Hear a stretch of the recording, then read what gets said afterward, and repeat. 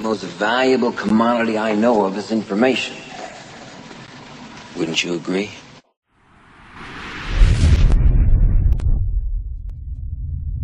Introduction. We live in challenging times. Markets have become more volatile. Governments are ever more regulatory and grasping over their citizens' wealth. It's time to review the laws of money. In such changing conditions, it's easy to lose sight of the fact that we live in a very abundant world, that the laws of money and flow are eternal and natural, that nothing has really changed. Abundance is our birthright. Here in this little book, I will reiterate the main laws and principles from my other books on abundance. The trick to money is having some, and life was never meant to be a struggle, and encapsulate them for a fast and easy listen. These are the laws of money. They serve to remind us how to align effortlessly with flow and abundance. Money is energy. Your life is energy. You are a physical body, a personality formed from a collection of memories. But what you are in the end is a feeling. That feeling has a spiritual identity. It is your soul. Money is also a feeling of wealth, security, flow, and success. Sometimes money can be a feeling of importance and specialness, a feeling of power. Throughout history, philosophers and great religious leaders have taught that there is a divine abundance which ebbs and flows through our lives, as the seasons do. We are loved and provided for. Money is just a symbol of the infinite goodness, the compassion that gave us life. We intrinsically know how to manage on the physical plane. The knowing is God-given and natural. In these pages, I lay out the 10 commandments of money. This is not a rah-rah, up-and-at-'em, get-your-act-together book. Instead, we look at the psychological aspects of aligning to money. But you also find the deeper metaphysical secrets of abundance laid out here. The inner game, as some call it. They are the subtleties known only to some.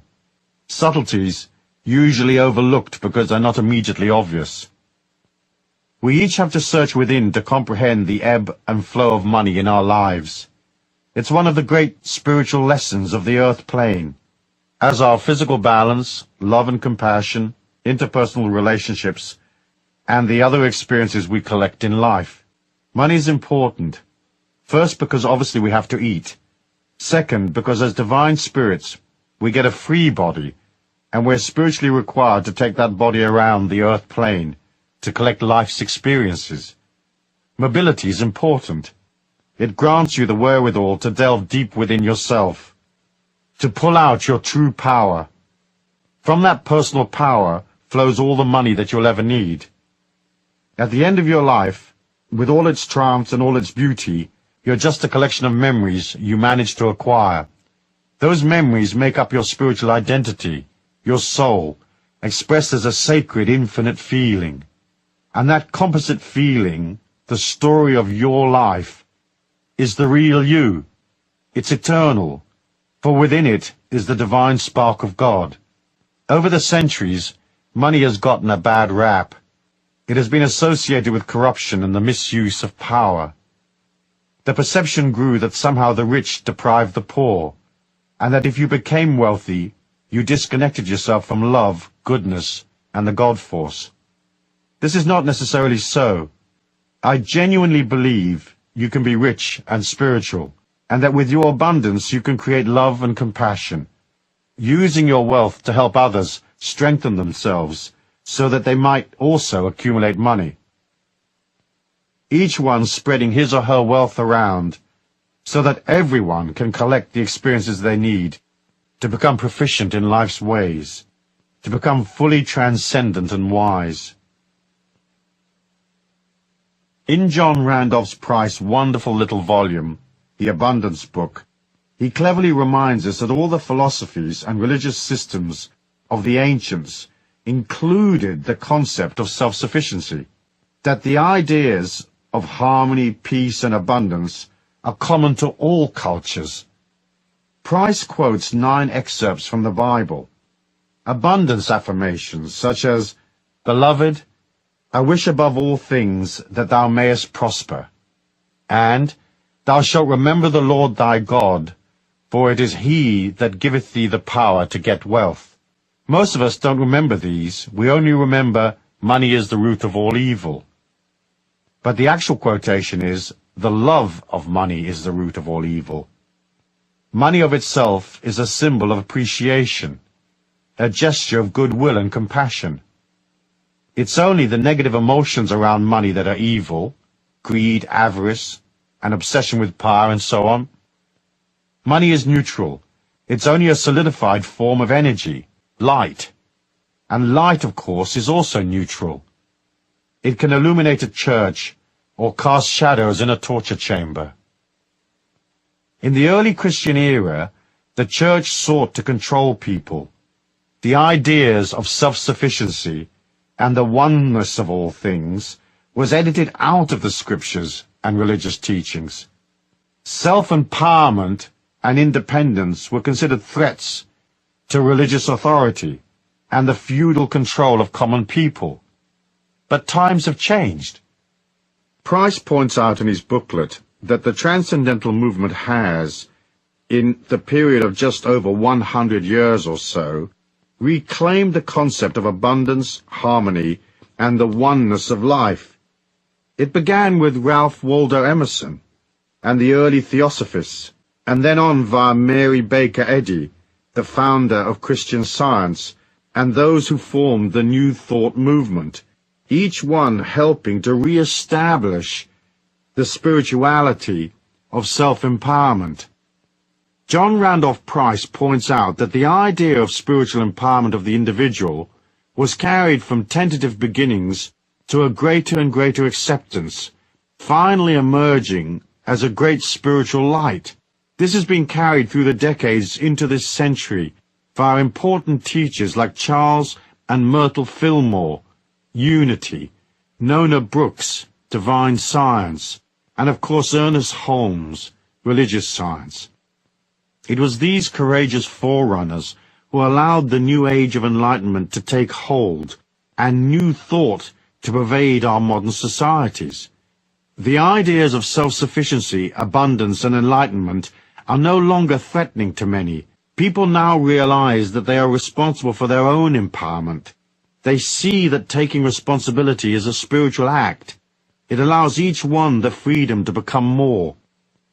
For that to happen, people have to be brave, and they have to grasp the idea that they can control their lives. Accepting responsibility is an uncomfortable thing, for within that idea is the birth of the true individual. It's the only solution to our society's problems. Expecting someone else to fix our lives is silly. In the end, we need 6 billion individual fixes. In the past, we were manipulated and shamed into believing that the individual was not important, that all power and control over our lives should be handed over to the authorities, who would act as custodians of the collective good. Watching those characters manage the collective good for their own ends, often to the detriment of ordinary people, caused many to wonder if the philosophy of such disempowerment actually worked. The collective good became known, amusingly, I think, as the public interest, which turned out to be anything that suited the leaders of our spiritual, financial, and political status quo. The endless manipulation and control of our society was sold as an idea that is holy and good. After all, who could argue against the public interest? However, the idea that some brainless drone in a pinstripe suit on a massive power trip can tell you what color to paint your front door hasn't generated much interest from the general public. On the religious, spiritual front, we were sold the idea that we needed the authorities to intercede with God on our behalf. It has taken us over 1,000 years to realize that this idea is rather silly, and that we can have a little chat with God any time we like, without asking permission or hiring a spokesman. What's cool about the modern Christian churches is that they don't say you have to go through them to get to God.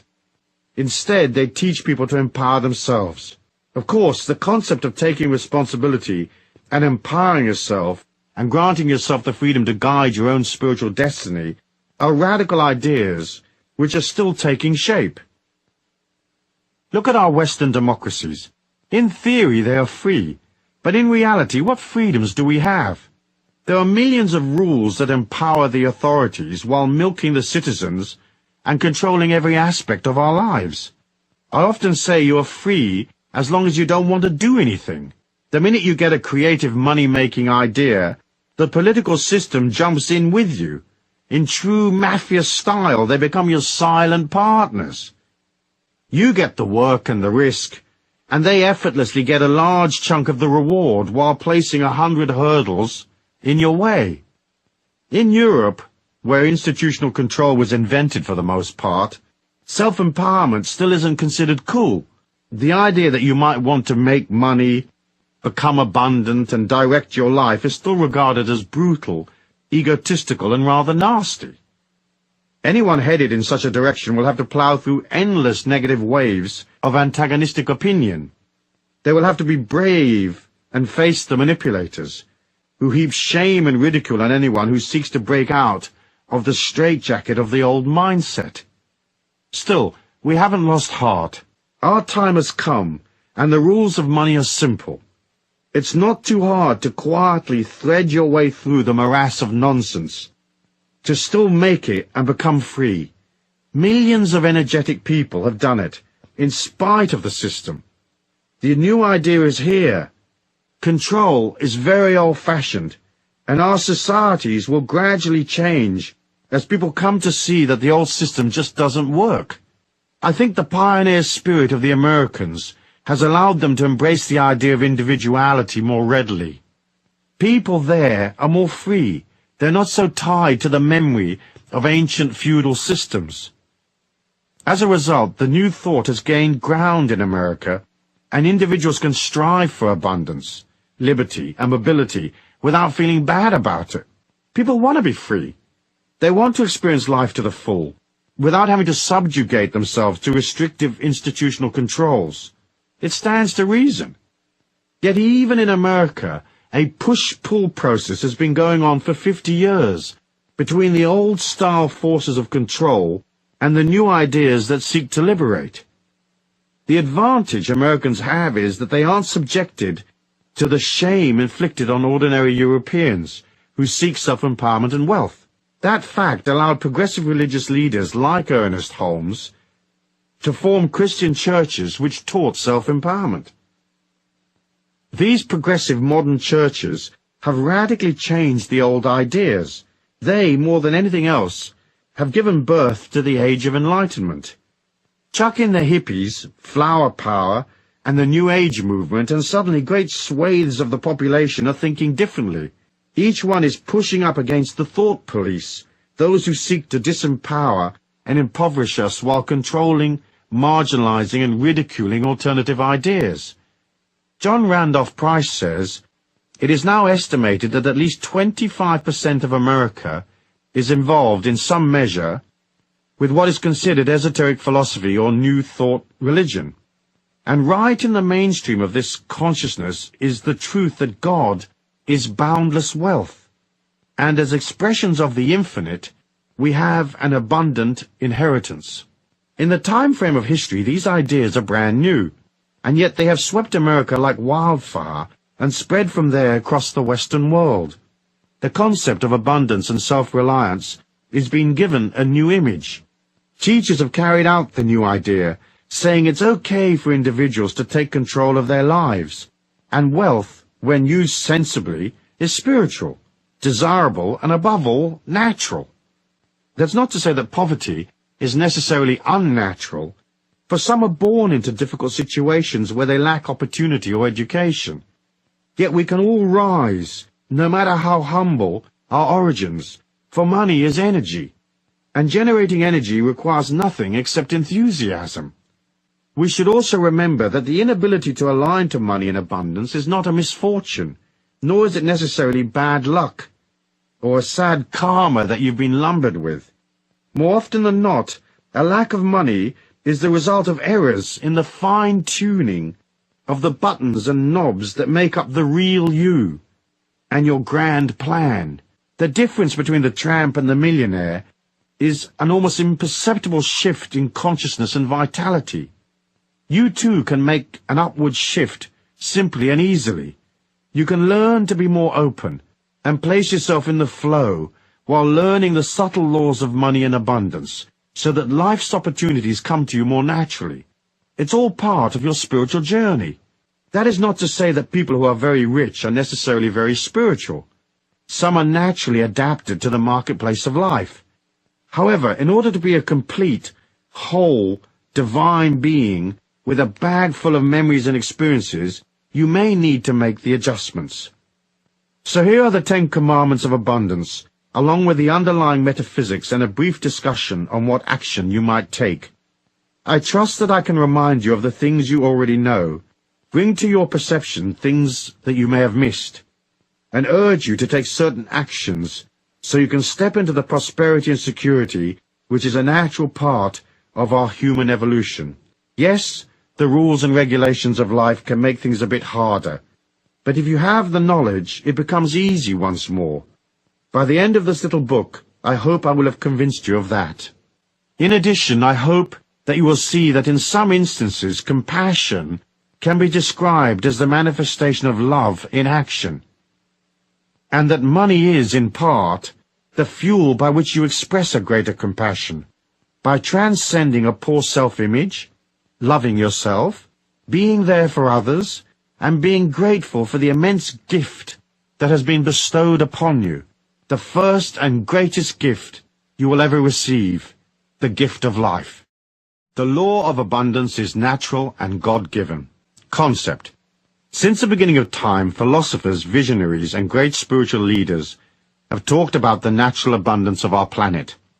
The difference between being aware of our natural abundance and owning a hefty portion of it is one of the main spiritual lessons we come to the earth plane to learn. It is the art of controlling energy and manifesting your thoughts and ideas. We live in a 3D world that reflects back to us the energy, words, feelings, and thoughts we put out. We're not all well versed in the manifestation technique, and it takes us time to learn it. But that of itself is a great blessing. Imagine a world where everything you thought, felt, or said suddenly appeared in front of you. Sure, you could materialize $1 million on the kitchen table in 30 seconds flat, but each time you had a disquiet or a fear, you would also have a monster standing up against the refrigerator trying to eat your lunch. We come into this sluggish 3D world with the blessing of a special protection.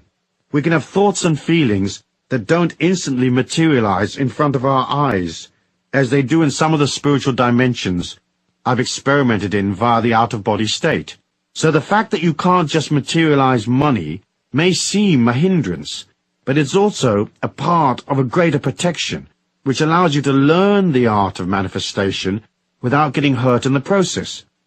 It isn't hard to see the abundance of our planet. You only have to look at the fruit trees in the fall, the lushness of life. We know that money is not rare, and that abundance is natural.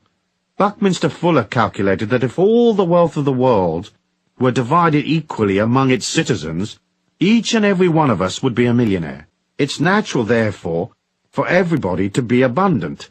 Our natural state is rich. The thing that gets in our way are the feelings of lack, despair, confusion, and the inability to master the marketplace of life. More often than not, we get in our own way by placing in our thinking obstacles, detrimental ideas, and strange resentments that we have to clamber over to get to the honeypot. I'm sure by the end of this book we will have sorted that out, and you'll remember what you already know, namely that life is energy, money is energy, and there's plenty of both. Start by reminding yourself that there's loads and loads of money around. Perhaps it sounds a bit silly, but you ought to begin every day by telling yourself there is no shortage of money. In fact, there are untold trillions of dollars, yen, pounds, D-marks, and so on swishing about, more than you could ever spend. It's vital to understand that, and to remember that there are millions of millionaires. Lovely, rich people to whom you can sell ideas, products, energy, and so become a millionaire yourself. We've been programmed by the system to believe that there are shortages and lack, and that uncertainty is normal. It is not. The idea is a psychological racket designed to control people and keep them in line by making them fearful. Don't buy it. Most people suffering from a limited mindset have no comprehension of just how much money there actually is available to anyone with the will to step up and collect. Look at the ancient holy books. You will see they are full of hope and positive expectancy and abundant affirmations. In the Bible, for example, the words of Jesus are abundant. He lived in abundant times. There's no place in the Bible which says that Jesus wasn't making ends meet, even though Joseph and Mary were supposedly poor at the time of his birth. However, because we're taught a fear of power, it is naturally assumed that somehow money is evil, that rich people are dishonest and crooked, and that they feed upon little people. While the economic forces of our planet are certainly stacked in favor of the big institutions and governments, there's nothing stopping each one of us from gathering our fair share. It's hard to align to money if you think it's evil and nasty. But once you come to understand that money is neutral, that abundance is natural and spiritual, it's easy to see that having money does not necessarily deprive someone else. Many of the greatest teachers have given credence to this idea, that abundance is spiritual, and that it is your feelings and your thoughts that create the abundance for you. In fact, if you're wealthy, more often than not, you will be disposing of your money commercially and charitably, supporting people around you, and adding to the overall velocity and flow of wealth.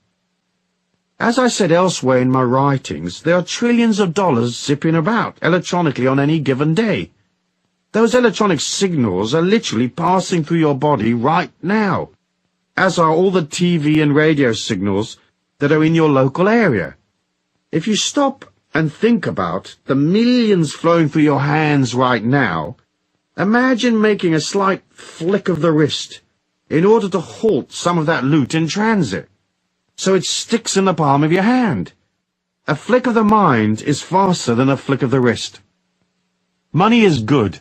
Greed is not good. However, there's no reason why you can't be very rich, stinking rich in fact, and still be extremely spiritual and a wonderfully generous person, aligned to the God force, with a huge heart and compassion for everyone you meet. Metaphysics. One of the inner concepts we have to grasp early on is that the whole of our reality exists in a wave-particle duality. I'm going to deal with this idea in detail in law number 5, but I'd like to mention it here in passing, as it is a key factor in understanding why some people are rich and others aren't. What the wave-particle duality means at a quantum level is that our supposedly solid reality is not actually solid at all. That everything exists in an oscillation or a hazy wave. It is ill-defined. This hazy wave condition remains the same until a particle is observed, whereupon it changes from being somewhere in a hazy state to being solid and existing in a defined place. The metaphysics of money and our ideas around money and abundance follow much the same path as the laws of quantum physics. In order for money to become part of your life, it has to go from a hazy wave state of ideas, dreaming, wishing, yearning, and vague maybes into a solid state, a dollar bill, credit in your bank account, a coin in your pocket. If you can convince yourself at the very deepest level of your being that there is no lack, no unfairness, no discrimination, that making money isn't hard, you suddenly open yourself to greater wealth. This is because you've collapsed your self-denial, your aversions and resentments, and you've flipped from the insecure, hazy wave state that says, where's the rent coming from, to the solid particle state, Suddenly you know it's coming, 'cause the check's in your hand. In collapsing your hazy wave money dysfunction, you open yourself to endless points of abundance. This simple click of the mind opens the door metaphysically. Remember, all points of abundance, points in our 3D reality where money is actually delivered, where transactions take place, are solid particle states, not hazy waves. So to make the manifestation process work for us, we have to put aside all our hazy wave ideas of lack. We have to become centered and aligned to the solid symbols of abundance. We have to know we can do it.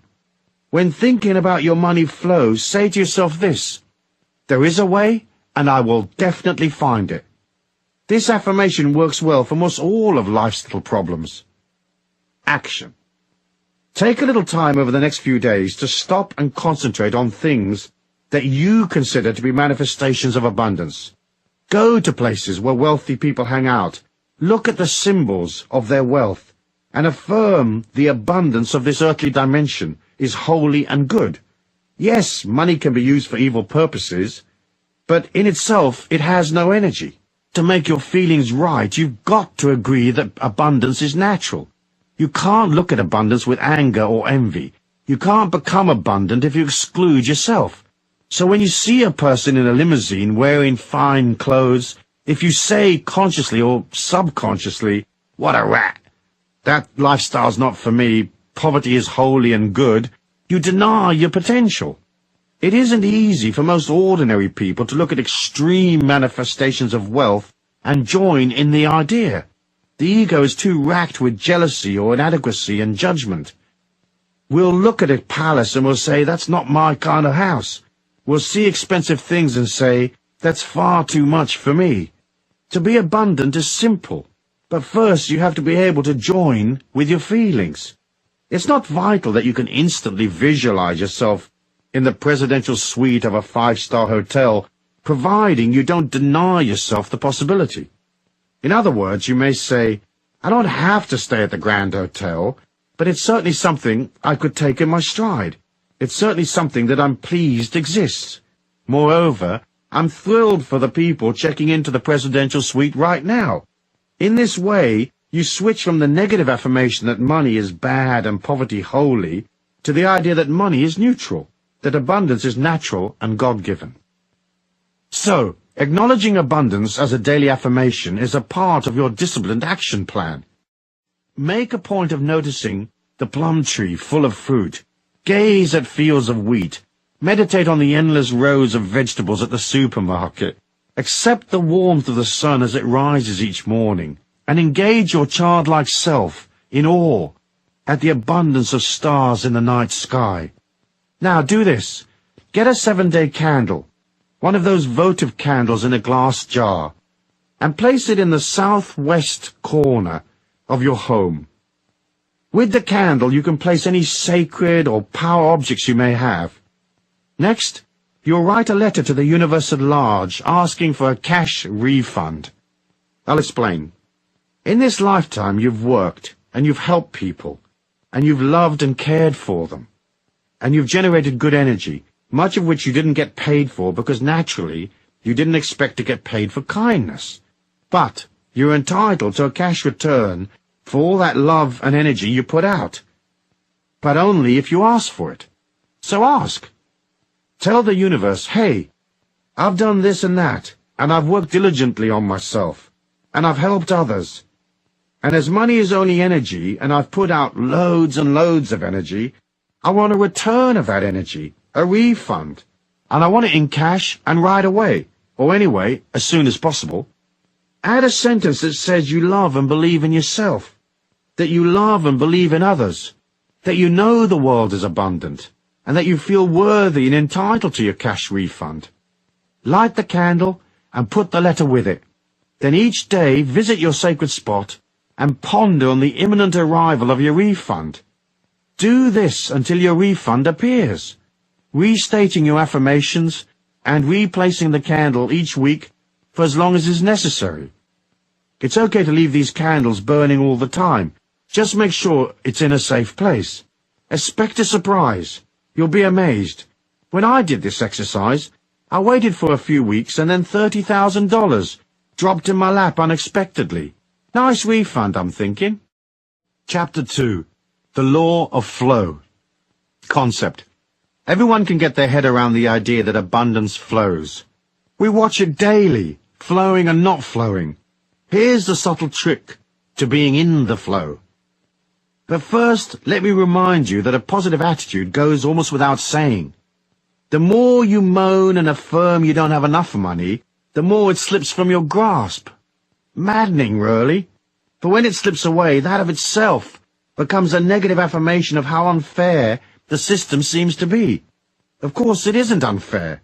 It's just energy in motion, responding to feelings. To those that have, more shall be added, and to those who don't have, a chunk will be taken away. So the first rule of flow is to constantly tell your mind you are rich. There are many manifestations of wealth that aren't necessarily cash. Love, friendship, nature, sweet sensations, pleasing emotions, etc., etc. Rich is a way of viewing life. So tell yourself, I want to view the world with a kindly eye. I want to view it richly.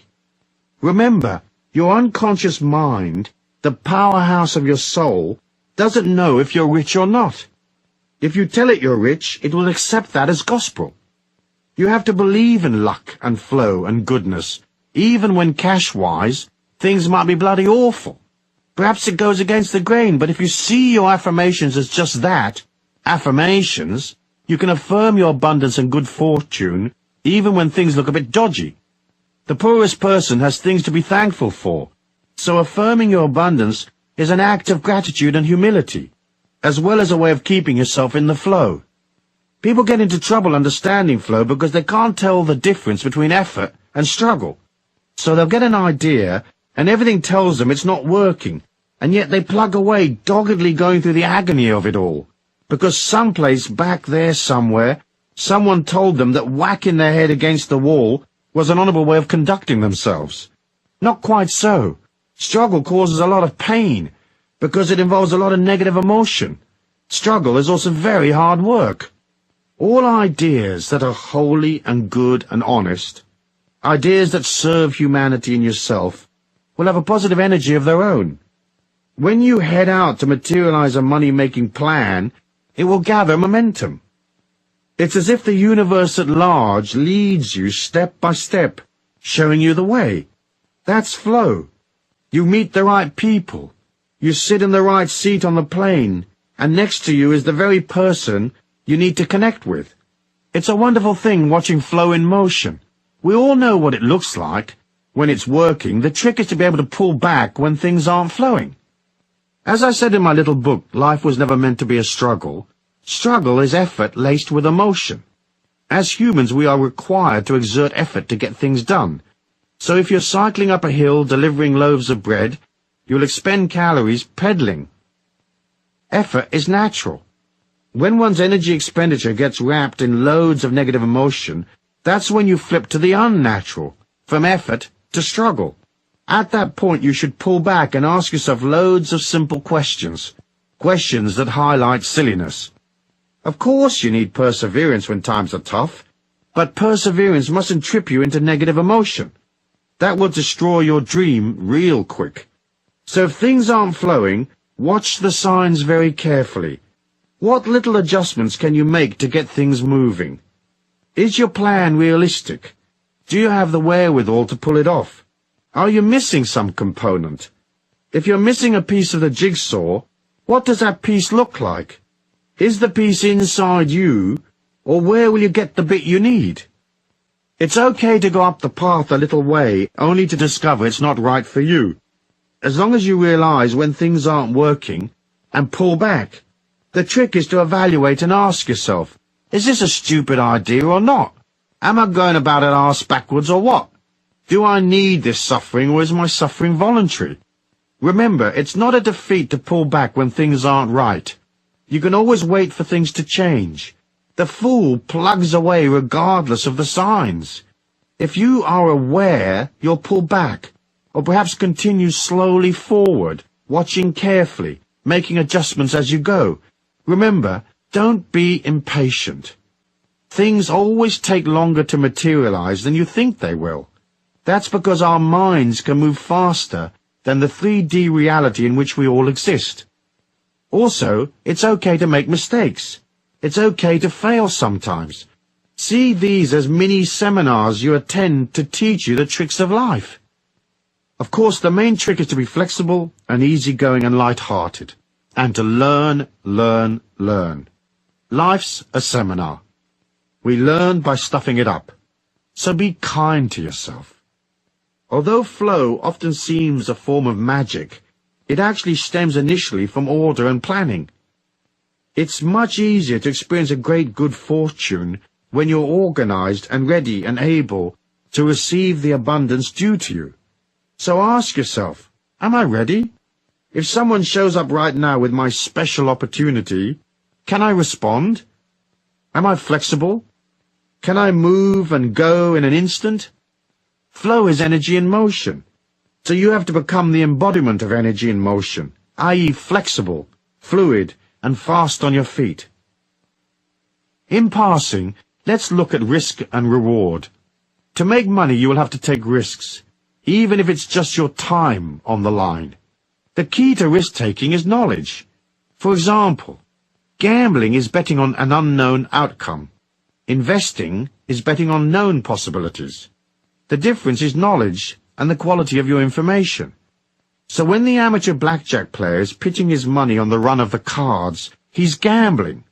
But the professional card player has knowledge and additional information. He can count cards as they come past and make informed decisions about what is to happen next. He's not gambling. He's investing his money in a planned and reasonable way on what might seem to others a random outcome. His knowledge and ability change the random nature of the game into one of near certainty. He is not struggling, he's working, just as the croupier and cocktail waitress are working. So struggle can be avoided by collecting information, lots of it, learning and watching and topping up on your game of life. Moving through life with ability and knowledge, you go from gambling on life to investing in life. We all have to accept risk. Crossing the street is a risk, just one we're used to. The trick is to have enough information so that you're betting on outcomes that are almost certain. When the outcome isn't certain, you ought to design your involvement to ensure there's an easy and inexpensive escape route. Remember, as I've said before elsewhere, never go into anything without figuring out where the exit is. Never commit until you have to, and not until you have enough information. Try to make sure there's a back door to whatever commitment you make, unless, of course, you're very, very sure of your involvement.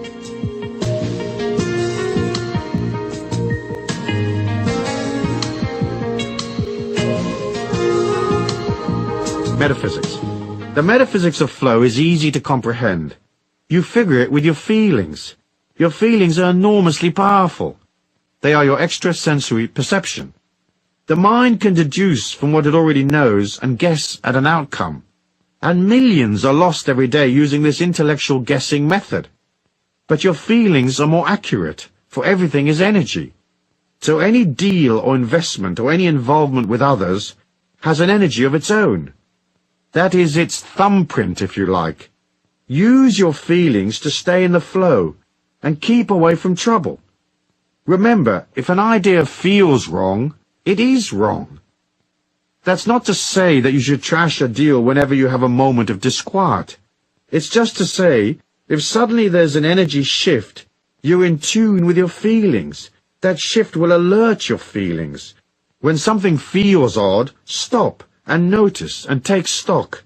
Your feelings guide you away from trouble. Half the trick to making money and being in flow is staying away from deals that don't work. It's the deals you walk away from that make you rich, as much as the successful deals. So put your feelings into everything. Meditate and become a satellite for your subtle feelings. The way to build up your sensitivity is to ask. Constantly refer back to your feelings to confirm your direction. If you're in a meeting, Mentally reach out to the other people there, and imagine your arm extending to touch them in the heart. Then mentally pull your arm back quickly, while centering your mind, blanking it, and ask, how does this person feel? Edgy, arrogant, angry, excited, crooked, safe, loving, kind, and so on. Your first impression will be the correct one. The litmus test to referring to your feelings should be used many times a day. Energy shifts constantly, so you'll want to be aware, especially when dealing with other people. How does this situation or person feel right now? How is it different from the way it felt last time I checked in? Is this deal I'm considering for real? Or has something changed? What's the upside? What's the downside? Is the downside far greater than the upside? Is the risk worth taking? Then ask yourself how you feel. Are you happy, comfortable, flowing along, or is there something bothering you? Staying in the flow is only really a matter of staying close to your feelings.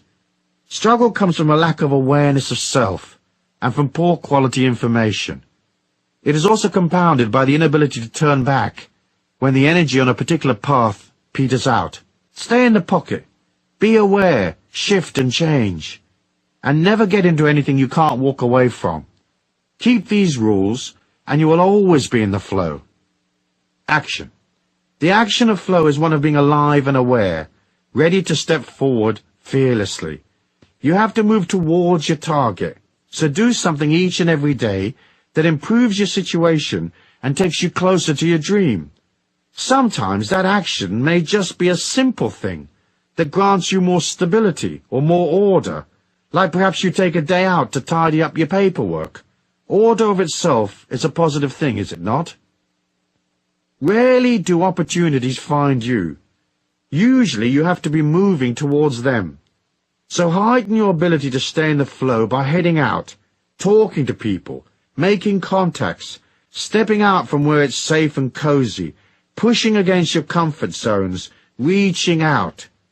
That's how the faucet of flow is turned on, by generating energy each day so that the universe at large can engage its magnificent laws and deliver to you even more energy. Try this. As well as moving towards your goals physically, through action, say, simultaneously clear a path on an inner level by blowing love and light out ahead of you. For example, if there's a person in your way, your boss say, start every morning by sitting quietly and seeing her or him in your mind's eye. Bring them up close to you so you're almost eyeball to eyeball. Then breathe a long breath in and expel that breath out into their heart. No matter how antagonistic you may feel, send them light and love.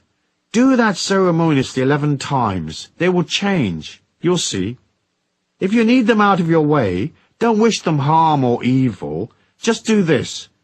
After you finish the 11 breaths, visualize them very small, in the palm of your hand. Look down on them from above. Look at them standing there in your hand, an inch high, say. Then hold your hand up to your mouth and expel a short, sharp breath at them.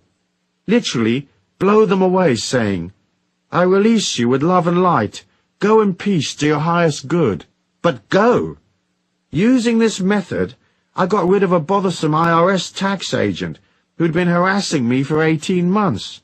A few days of this metaphysical hurricane, and he quit the service. The next bloke assigned to my case was so overworked and confused and stressed out that he closed my file with no more objections. If, say, you're off to an important meeting today, breathe in the location if you know it. See it in your mind's eye if you've been there before, or visualize the people, or at worst, just imagine the meeting. Breathe in 11 times and see love and light to that location. Remember to tell your mind approximately what time the meeting will be.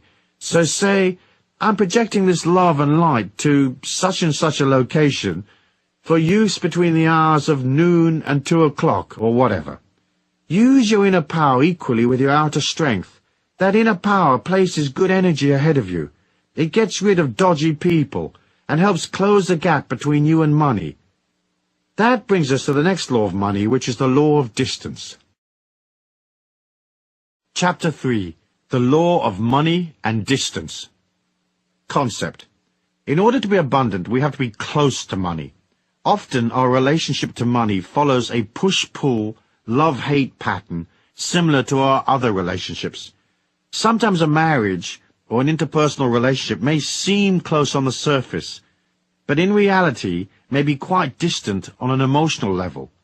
It may be that one of the partners is pushing the other away, or because they're both pushing each other away, or because they are silently angry with each other. You have to look at the distance between you and money. Are you close to it and pulling it to you, or are you distant from it and pushing it away? Naturally, the closer you are to money, the more likely you are to receive plenty of it. The law of distance breaks out into 3 distinct categories: emotional, intellectual, and physical distance. Let's talk about emotional distance first.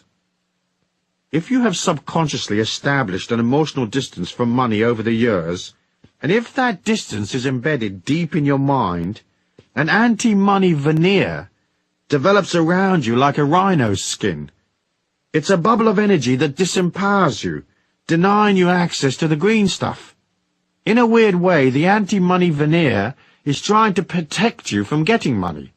It establishes itself over the years. It's partly due to the anti-money feelings you hold, as discussed previously, but mostly it's sustained by what you feel about yourself. I'll deal with that in more detail when I talk about money and love in law number 10, but one example is self-hate. If you don't respect yourself, it's hard for people to grant you worth, so people will always undervalue you. If, say, you've always felt yourself to be an outcast, you may exclude yourself from the marketplace of life because you've excluded yourself socially. You may find you're always too late for the real money. You just missed the boat because your energy isn't inclusive enough. Not being able to include yourself, you find a subtle way to deny yourself the very thing you want. Meanwhile, you may still act out the chase, trying for the deal but not quite making it. This way you can feel okay about your efforts. You can kid yourself you tried real hard, but deep down you had your inner sabotage program ready to kick in. It's the mind's way of falsely endorsing itself, saying, I tried hard, so I must be righteous and good. And I've only just missed. What bad luck. It's not my fault. You see yourself as an honorable struggler, denied through no fault of your own. Many believe that asking for money is unholy or wrong. Most won't even admit they want the money that they're asking for. Weird. Our society is pre-programmed to keep us all poor. We don't have to ask for oxygen, and money is a type of oxygen. You can't operate out of, if I don't breathe, will you love me? If I don't charge you, will you consider me holy and good and a nice person? Will you accept me? If asking is an issue for you, practice, practice, practice. Start at the bathroom mirror. Imagine your customers, boss, whoever, there in front of you. Imagine them asking you, how much do I owe you? And see yourself smiling as you pause to mentally double your prices. And listen while you say unashamedly, $30,000, thank you. See your hand out, waiting to receive your self-worth in the solid particle form. Once you realize that the emotional distance between you and money might have occurred because you acted against yourself in the past, disempowering your chances, establishing a distance between you and money, you can fairly easily click your mind and start including yourself. A good thing to do as part of your abundance affirmation is to include yourself in socially. Go to the street party, show up at the dance, attend church, seek people out, and make it a discipline to include yourself. Remember, the more people you know, the easier it is to make money. People are the custodians of the planet's wealth. Knowing people is almost as good as cash in the bank. If you've created an emotional distance between you and money in the past, take a moment to ponder on what those emotions might be. Write them down and really look at them. See where they came from. Then realize that all you have to do is change your mind and act out that change by sidling up to where the moolah is. At the same time, you have to work on how the bubble of anti-money protection built up around you. Some of it is shame, as I said, but most of it is suppressed anger. Once you identify what feelings you've suppressed, you can start owning them. Once you realize you're angry, you can release it. Whack the cushions with a bat. Rant and scream and shout. Release the anger, saying, I'm angry because I'm not getting paid as much as I'm really worth. Let it go. You can change the situation later and put up your prices, but first you must release the emotion. You can't get a pay rise when you're angry. People will react to the negative energy and will resist you. They'll perceive consciously or subliminally that you don't love yourself. So why should they acknowledge you? They may even try to cut your money because they see you are devaluing yourself. Write down on a scrap of paper what it is that irritates you or frustrates you, the things that make you angry about money and the way it flows into your life. If you perceive that a certain person is blocking your access to money, include them on your list. Try to be honest with yourself. Telling yourself little fibs and being covert with yourself is partly how you establish the distance in the first place. Truth may be uncomfortable in the short term, but it's preferable to the long-term frustration, anger, and struggle that comes from a lack of awareness, especially if you have to sustain a lot of half-truths or lies. Say, for example, you tell yourself you're working hard, but you know that you're mostly doing busy work and avoiding the difficult stuff, and that you're loading up in actions that look good but get you nothing. If this is so, you might get very pissed off by your lack of results, without being aware that you're acting as a terrorist against yourself, sabotaging your bottom line. Once you're honest, you can make adjustments. If, say, you've kidded yourself you're brilliant at what you do, when in fact your performance is sloppy and inferior, it limits your ability to get to the truth and really improve. Usually you'll claim that your lack is because of some outside force, luck or whatever. Most people you meet are fairly useless at what they do. You know that because you see it every day. Now this sloppiness of attitude, this laziness and lack of effort does not necessarily apply to you, but we can all evaluate and improve, can we not? On the other hand, you might have created an emotional distance between you and money because you've capped what you will give. So you might eke out your energy, limiting what you will provide or do for others, while expecting the universe at large to dollop great quantities of goodness upon you effortlessly. You have to be ready to serve and to give. You don't have to give money away necessarily, especially if you don't have much, but you do have to give of your heart. You have to be emotionally generous and willing and open, and not tight-assed and closed. If you expect the universe at large to increase your income 10 times, it's hard for that to happen if your heart is closed and you are no bigger as a person than you were before. It's simple to comprehend. Big heart, big money. Little heart, little money. And lots of rip-offs and missed opportunities. Deals that go sour, ad infinitum. Easy peasy lemon squeezy. Anyone can work that out. So closing the emotional distance means opening your heart, going past your resistance, stepping up to bat, and including yourself in the process of life. You have to be present and aware. You have to join, not avoid the issue. So be open, be ready, willing, limitless, agree to serve. Subjugate your ego for the needs of others, but don't lose your sense of self. Be available, open and ready, but don't give yourself away either. You can hold on to a strong sense of self-worth and still serve others. It's a part of our great lesson in life.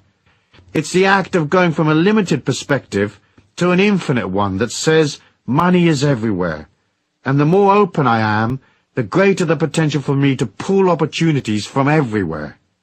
Many people resent money because they feel life hasn't been fair to them, that they've worked hard and haven't received as much as they should have, or that they are paid less than other people with inferior qualities to them. However, harboring these negative emotions only widens the gap between yourself and money. The other concept that fuels this emotional distance is the idea that someone ought to provide for you, that somehow the world owes you a living. The world does not owe you a living. You have to nurture and provide for yourself. This is the secret to closing the gap between you and money.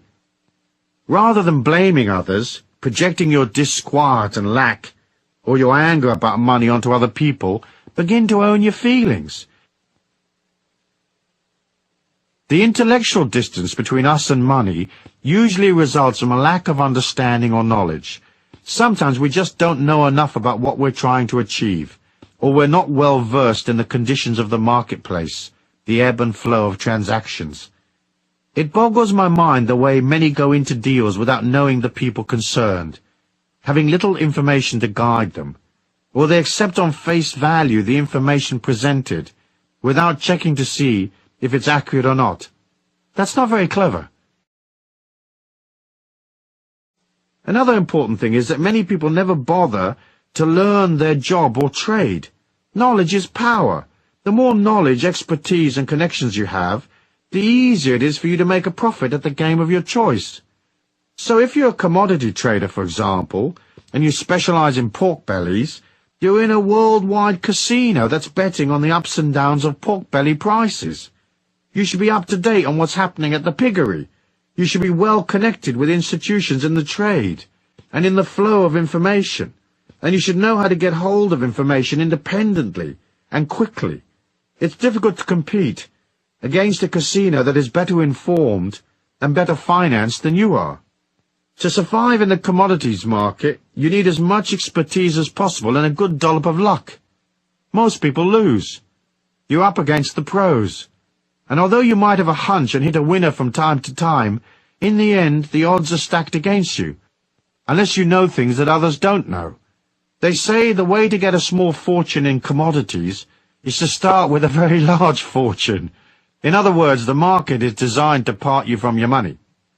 Ask yourself, do I have enough information about the marketplace and/or the particular area of creativity I want to be involved in?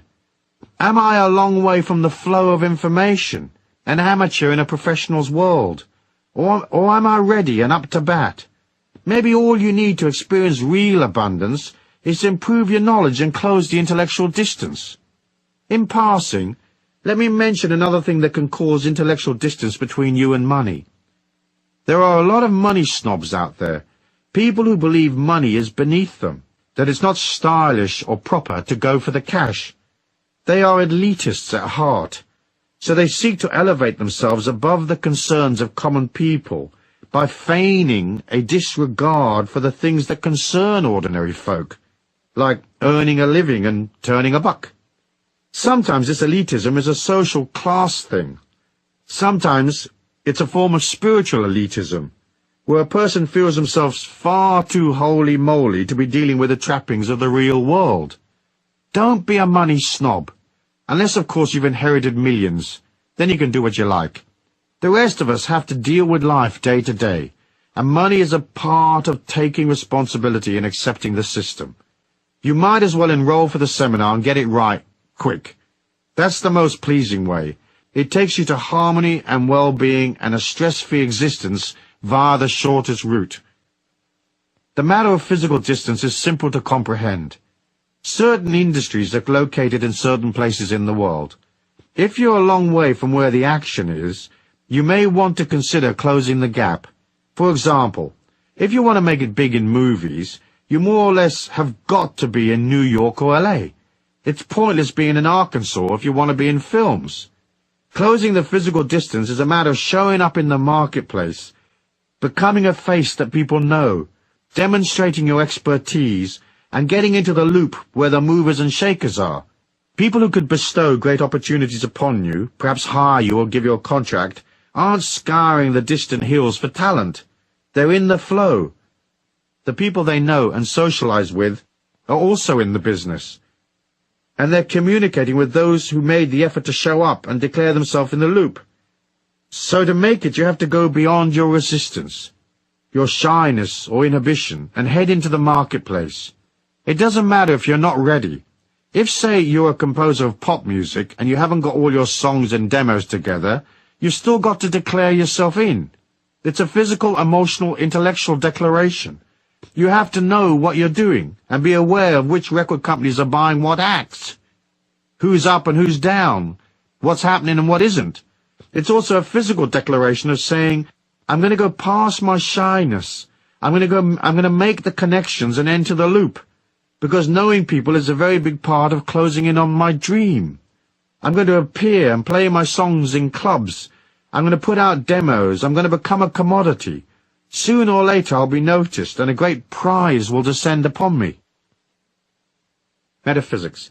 The metaphysics of distance are connected to the subtle bioelectric energy field, the etheric, that surrounds you. It is a map of your feelings. When you are a long way from money, emotionally, intellectually, or physically, your subtle energy will lean forward towards the few money sources that you do have. It will lean against people, begging for opportunities, begging for life to cut you some slack, or begging for a miracle to cover your phone bill. Your subtle energy becomes sloppy because you're leaning away from your power, towards what you perceive as the lifeboat. When you're solid, when you're taking action, working on yourself, your etheric is strong and powerful. It's not leaning up against life, trying to pillage it. It is standing straight, saying, I'm working on myself, collecting knowledge, processing my feelings, improving my performance. I've brought myself to the marketplace, and I am at peace with myself. I know money flows. I know fantastic opportunities are available to me. I don't have to lean against people. I can wait, watch, and pick my moment.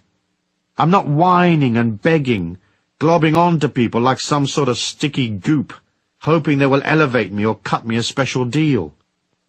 In the metaphysics of distance, you don't lean up against what you want, because in doing so you push it away. Stand straight, nurture yourself, crown yourself king or queen, and work on things that are practical, things that endorse and help you. Action. It's a simple thing to sit in meditation and differentiate between your intellectual attitude to money and your deep inner feelings. Most people would like to have some more of it, but you have to ask yourself if there's a contradiction between what you say you want, hey, I want more abundance in my life, and what you actually feel. Closing the emotional distance is a matter of deciding or looking at what your deep inner core beliefs are about money. How will you emotionally get off the island of lack and row yourself over to the mainland where the market is bustling with activity and cash is flowing? In a moment of quiet, write down a list of those feelings and attitudes you have about abundance. Be aware of any non-actions that have distanced you from money. Try to discover your core beliefs. Who are you? What would make you happy? What's real and possible and fun? And what's just the ego's disquiet? Delve deep within and ponder. Pondering is good medicine. Discovering what you really want saves you endless confusion and wasted energy. Use your feelings to differentiate between vague yearnings of the ego and your deep innermost desires and needs. In this way, you will eliminate blocks and highlight any contradictions that may exist. For example, many would like to be millionaires, but subconsciously they know that making millions often takes lots of effort, and with that comes a lot of stress. So intellectually, they would like millions, but their inner truth is different. In effect, their subconscious protects them from something that sounds good to the ego, but would actually be a living nightmare. Looking at the distance between you and money teaches you things. Perhaps all you really need is a bit more money and a bit more security. Now, it may seem an odd thing to say, but you can't get security by earning money. Earning money involves activity, and all activity burns energy. So eventually that energy burnout makes you insecure. Low energy equals fear. High energy equals security. The only way you can increase security is to nurture yourself. All insecurity comes from the fear of collapse. the collapse of a situation, of your life, a business, whatever. So if you need more security, work on your body, be kind to yourself, sleep more, rest, hang out in nature, do nice things for yourself. No amount of money in the world can make you secure. Of course you can combine hard work with self-care, but you have to work at it. I was having dinner with Deepak Chopra recently. He's a successful author and lecturer, constantly jetting around the world. Yet he maintains balance by finding time to work out, no matter where he is, and by maintaining a very healthy diet. He told me that every 3 months he takes 5 days off on his own. He goes somewhere remote like a desert and stays there in silence. No phones, no people, nothing but him and silence. It's a brilliant idea. He rebuilds his energy by pulling back, and then he's ready to zip around for another 3 months. Get in touch with who you are. See what motivations are real, and which ones come just from the intellect and ego. Perhaps you don't really need the aggro of piles and piles of activity and responsibility. Perhaps all you need is a carefree life, with some good creativity, loads of friends, and plenty of fun and games. In the end, you must both take care of the inner spiritual self and satisfy the many needs of the outer self. It's a balancing act, like everything is a balancing act. If you look within and discover that making piles of money is your thing, but worry about the contradiction that may exist within you, don't despair. It's easy to change the subconscious. You just tell it that you've decided to change. You can easily rewrite your subconscious mind. You just keep telling it something different. You may have to do so over a period of days and weeks, but it's simple to agree to change your mind. It's also easy to see that abundance comes from closing all of the gaps. That idea of itself gives one a lot of hope and determination for the future. Of course, it's not just the emotional, intellectual, and physical gaps between you and money. The real gap is always between what you think you want and what you actually want. Deep down. Once you arrive at the truth, deep within, you've come home spiritually. You've returned to the source, where your divinity exists. In there you will find the truth, the meaning of life, and you'll see what it is that you want to do, what you want to offer the world in this lifetime. It's there in the deepest recesses that you find your connection to all things. From that stems a sense of immortality, and from that comes security. Bingo! Meanwhile, you could probably use more cash, so as a part of your action plan, do this. Get your checkbook out and write yourself a nice fat check, payable to you and post-dated. Then pin it up on your fridge or bulletin board and look at it from time to time. A friend of mine who opened a shop wrote herself a check for 10 million Australian dollars and post-dated it 5 years.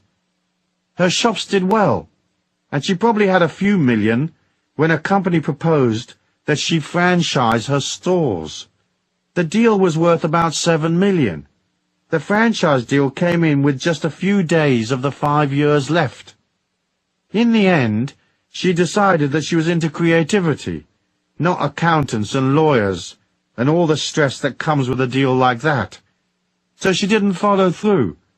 But she was satisfied, though, because the universe did provide for her check to be made good, even though she didn't take the potential 7 million on offer, which would have given her a total of 10 million. I'm sure she'll get to her 10 million in the end. She'll just go about it in a less stressful way, a way that suits her creativity. Chapter 4. The Spiritual Law of Supply and Demand. Concept. Money is important because it is a symbol of your mastery and comprehension of life's great journey. You don't have to become rich, but you do have to have your money trips under control. Commercially, the law of supply and demand states that if there is more demand than supply, prices go up, and if there is an oversupply and less demand, prices go down. But there are other aspects to supply and demand which are less traditional. To make money, you have to deliver your energy in some form to satisfy a demand that is out there. And if what you're selling is energy, charisma, and enthusiasm, there is no competition, because most others are selling things that are lifeless, loveless, and dull. So your stuff, your service, your creativity, whatever, will always be different, unique, and desirable, because you will imbue it with energy, the God force, love, and caring. It will excite people and bring them to life. It will carry within it the energy of the part of you that joined, the aspect of you that celebrates life, laughs and is carefree, the part of you that honors humanity. It may just be a garden chair that you're selling, but your garden chair will radiate with light and love. It will be so lovely you could place it at the head of the round table, and no one would think it odd, as your chair is a beacon of light. Energy is easy to sell. Everyone is into it. It helps them feel special, looked after, and secure. Once you imbue your life, your products and so on, with energy, you will see that the law of supply and demand no longer applies. It only relates to the tick-tock world we see around us. It does not apply once you understand the trick of projecting energy into your money-making activities. To properly comprehend this idea, you first have to make a subtle ego shift in your mind. You have to switch from focusing on yourself, what do I need, who will supply my demands, what will I eat, who will give me the things I want, and you have to concentrate instead on the needs of others. This doesn't mean that you have to become a charity worker or disempower yourself financially. It's more a way of saying your needs will be met once you find a way of projecting energy and fulfilling somebody else's need. That is self-empowerment. Hoping someone will fix it for you is disempowerment, because a satisfactory outcome always lies beyond your control, subject to the whims of others. So switch your focus to, how will I fulfill somebody else's needs today, and get paid in the process? There is no way of making money on this planet other than by fulfilling people's needs. It's just an ego shift. First you concentrate on serving others, and in that way you serve yourself. There are more than 5 billion people on this planet, and every day of the week each one needs, say, 100 different things. There are trillions of demands that need satisfying. So rather than look at supply and demand from a position of insecurity and lack, you can see it from the other side of the coin. There is a perpetual oversupply of demand.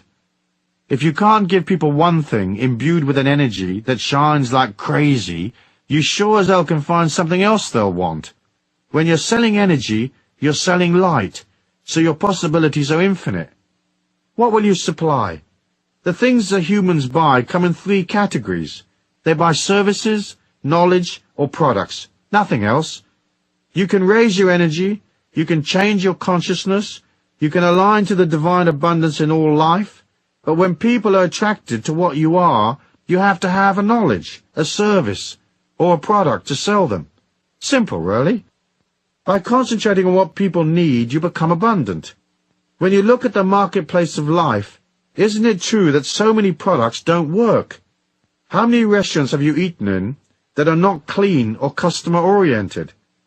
How many businesses exist just to screw people, rather than to love them and satisfy their needs? There are so many shoddy products and rip-off merchants who haven't clicked into, how will I fulfill my customers' needs? Often, a customer's needs may just be an emotional need to talk to you about their life while you're selling them something.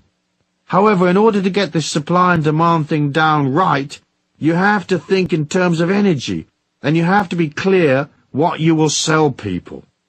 Providing a service is not usually as profitable as selling knowledge or a product, because more often than not, services have to be delivered personally, and there's a limit to how many hours a day you can deliver the service, and at what price you can charge. Knowledge, on the other hand, is valuable and easily packaged. We live in an information age. There are hundreds of ways of packaging knowledge. What you deliver in the form of knowledge does not have to be way out. It just has to be presented concisely, inexpensively perhaps, and with originality. If you have knowledge that people want, you can quickly become wealthy. If selling products is what appeals to you, think of products that you believe in. Products which are worth the money. Ask yourself, can I put my heart and soul into the product? Can I be enthusiastic and really love this gizmo, really serve my customers? So to sell things successfully, you have to subjugate your ego long enough to take people's money. This might sound a bit brutal, but in fact it is a religious, spiritual idea. You subjugate your needs, your life, your aches and pains, your experiences, and listen to others. Watch their eyes. Notice their body movements. Relate to them. Ask them questions. Work out, what does this person want? Then fulfill that want. Think about how you can improve what you do. Even if right now you work for somebody else, start by putting more energy in. If the place you work in is dull and lifeless, put energy in anyway. For by doing that, you will catapult yourself out of there to something better. If you're self-employed, think how you can make 20 improvements to your knowledge, service, or product. In the end, you're selling yourself, so you'll want that looking good. You need to offer love, kindness, and charisma. You'll want to be big-hearted, and right there, bushy-tailed and up to bat. So ask yourself, are you eyeball to eyeball with life, ready to serve? Or does some aspect of your personal agenda get in the way? If it does, put it to one side, quick. Put it aside long enough to cash the check anyway. You can always visit your therapist after work. So offer beauty in an ugly world. Offer kindness where ego and greed predominate.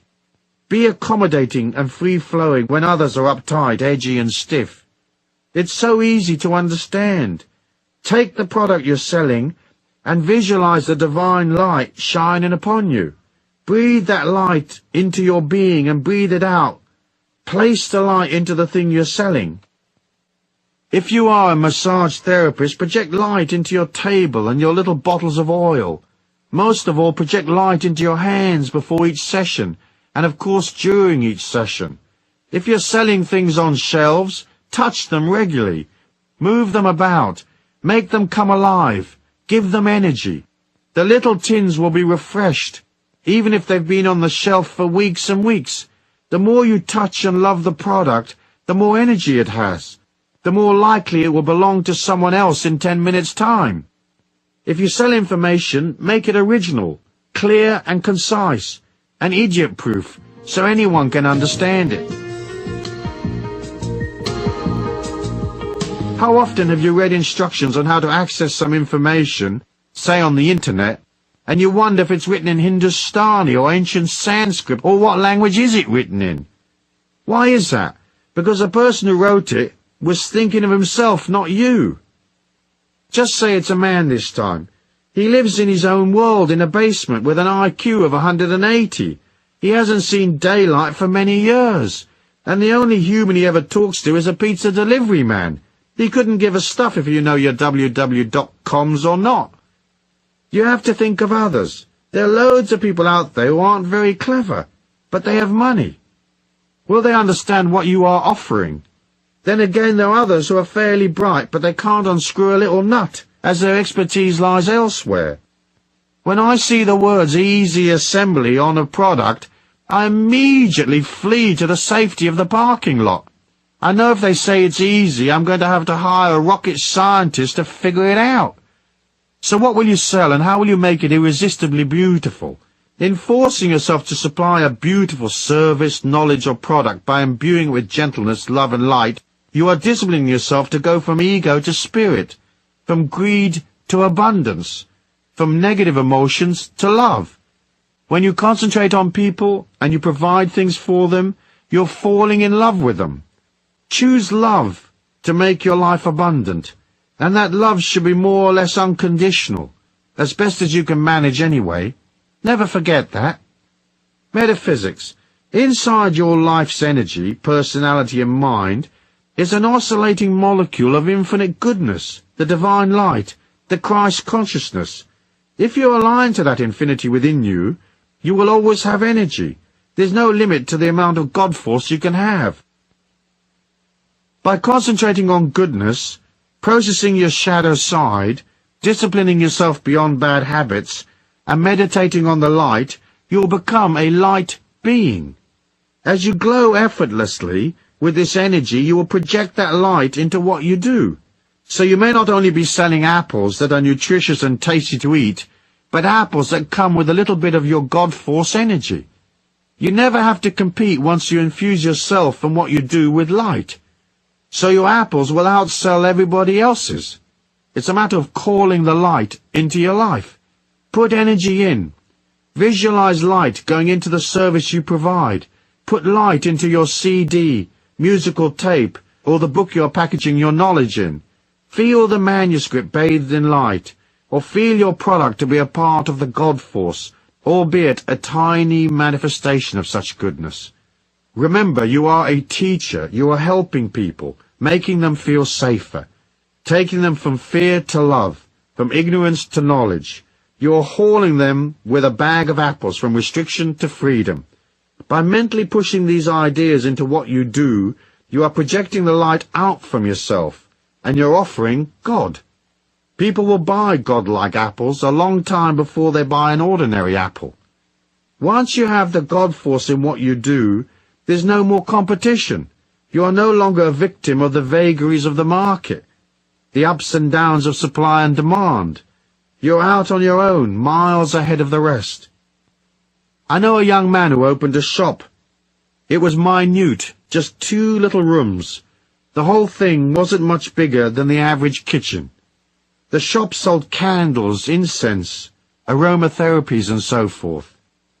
Heaps of other places in the town did the same thing, but he was a bit different, so he wasn't in competition with the others. The young man was soft and kind and loving. People would come in and he'd be right there for them. He'd talk to them, make them feel better, and they'd go out of his shop with a bottle of Lang-a-Lang extract or something.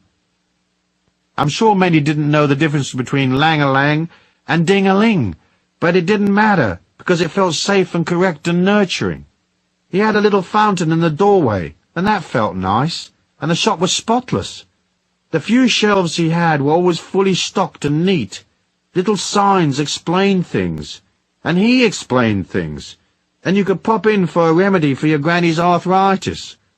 He couldn't fix it necessarily, but you'd wind up with a candle or a book or something which was imbued with tons and tons of love, and that would cheer your granny up. Her immune system would kick in a bit stronger and she'd get a bit better. He sold love, 12 hours a day, 6 days a week. He was humble and kind and soft-spoken. And if he had an ego, it certainly wasn't around during working hours. People loved him. They flocked to his shop. After several years of selling love in little packages, he sold the shop for over $500,000, an astounding price for a few hundred square feet of shop. He used the cash to make another investment, and he did the same love thing there. Now, 8 years later, he's worth 3 to 4 million. And his company will soon go public. When it does, he'll receive an enormous refund, with a note from the God force saying, "Here's $20 million, dude. Thanks for dishing out all that love and sweetness in a dull grey world." Action. Get a piece of paper and write down the services, knowledge, or products you are familiar with, the things you are already doing. Then write another list of things you might be interested in delivering to people. Having honed down your lists, look at your products, services, and packaged information, then analyze what other people have done in these fields. Ask yourself, is this other product exciting? Does it challenge? Does it inform? Does it teach people something? Does it enthuse them and make their life more comfortable? Does it help them to be sexier or more beautiful? What is in this product that has value? And how could it be improved? Perhaps you could take a very ordinary product that everybody is familiar with and add a little something that makes it absolutely irresistible. Look at your commercial life so far. What have you sold? Let's say you've always sold your labor and you're working for someone at present. What can you do to put more energy into the labor you provide? You might say, I get paid the same amount of money whether I put more energy in or not. But this is not the point. If you energize yourself in your work, you'll find that 1, the job becomes more fun to do, 2, you are more likely to be promoted or given a raise, and 3, you lift your energy so high that you go beyond the job and hop perhaps to another corporation that pays you twice as much. And you do this by arriving a little earlier, staying a little later, improving your efficiency, and making an effort to relate emotionally to the people around you. It's good to practice putting energy in right now, no matter how dull the current situation. Later in life, that energy will become cash in the bank, or abundance, or wonderfulness of one kind or another. Under the metaphysical laws of supply and demand, you should not limit how much you're going to put out. You don't have to let the world use you, but you have to give because you want to receive. To start by giving, give of your attention and concentration, give of your love, give of your energy. Don't destroy yourself with negative feelings towards other people. If you can't love them, be neutral. Be enthusiastic, be open, be up there for it.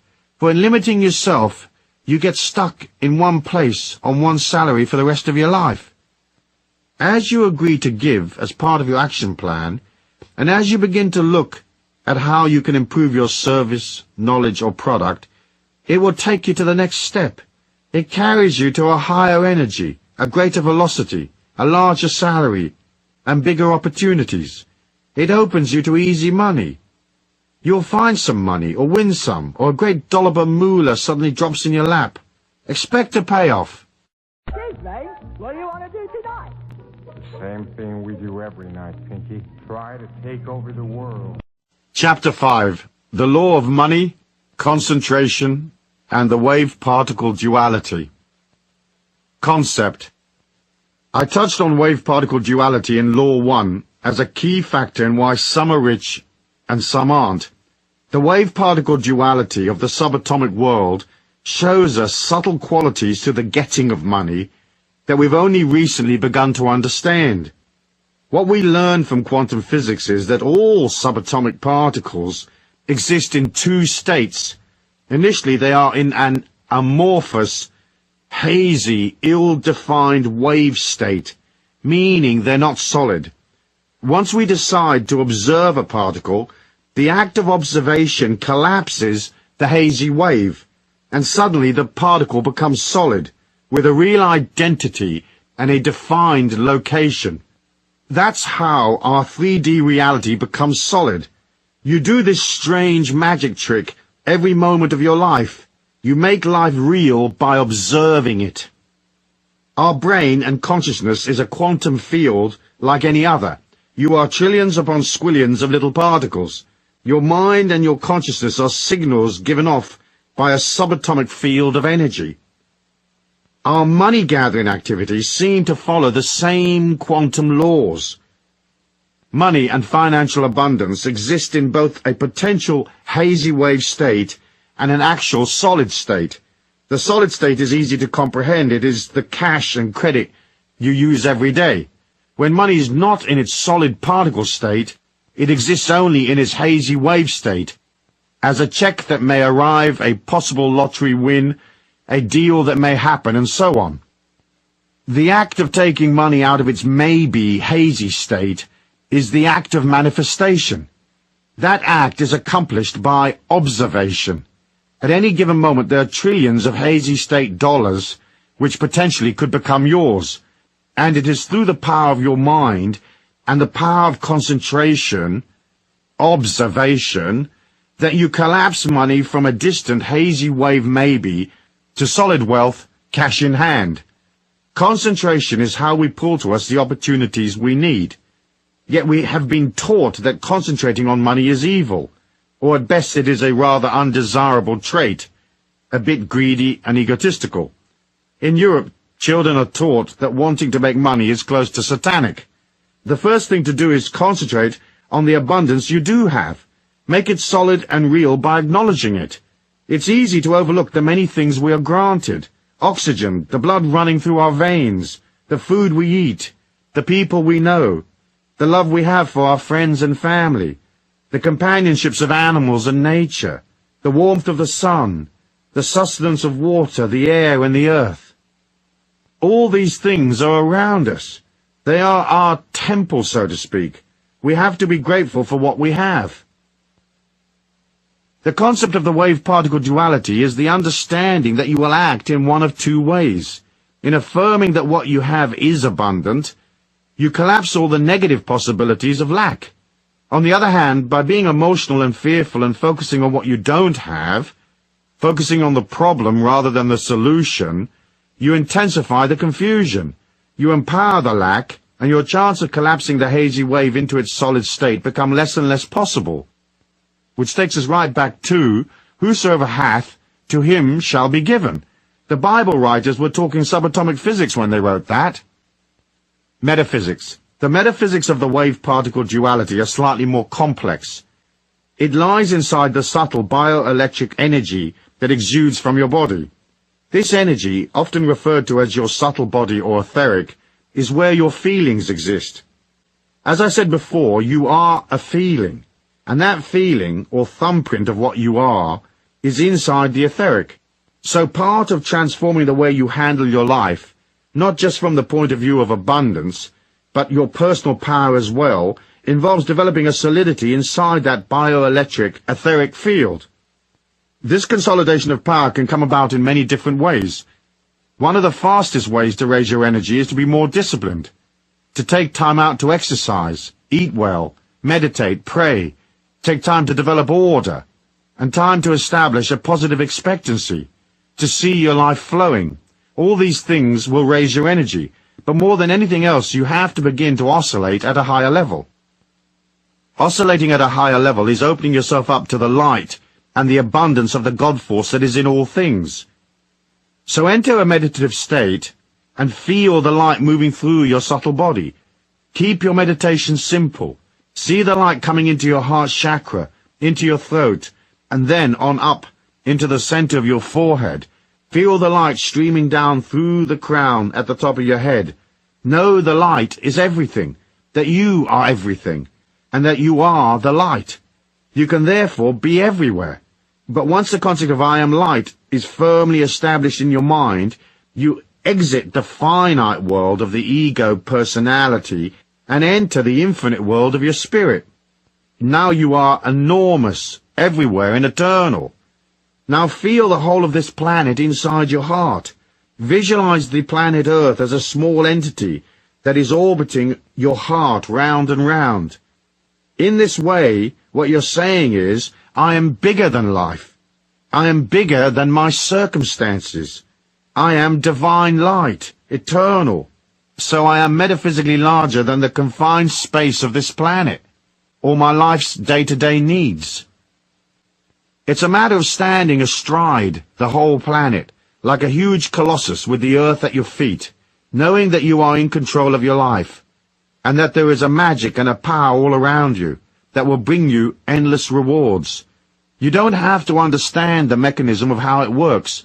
All we have to do is know that it does work. Deepak Chopra says in his book, The 7 Spiritual Laws of Success, inherent in every intention and desire is the mechanics for its fulfillment. Intention and desire in the field of pure potentiality have infinite organizing power, and when we introduce an intention in the fertile ground of pure potentiality, we put this infinite organizing power to work for us. The trick, therefore, is to keep your energy pure so that your potential remains fertile. If life is swamping you emotionally, if you feel timid and unsure, the subtle energy you project doesn't go forward. In fact, it collapses back on itself, which is why in troubled times people often say, "My God, I feel like everything is collapsing around my ears." This is the sensation of your subtle etheric closing in and coming back to protect itself because it feels weak, much like a small animal who huddles in a corner when a predator attacks. Express your energy outwards. You don't have to be perfect to be confident. Know that you are light. and know that you can move your energy to any distance across the earth plane. You can touch people and pull opportunities from tens of thousands of miles away. Distance is not involved when you live at the level of the divine light of God's abundance. There is no distance, so there is no limit to how far you can reach or how well you can do. The infinite nature of energy has within it the mechanics for fulfilling your dreams. That's certain. We watch it happening every day. Action. As part of concentrating on money, you will need to take some money action.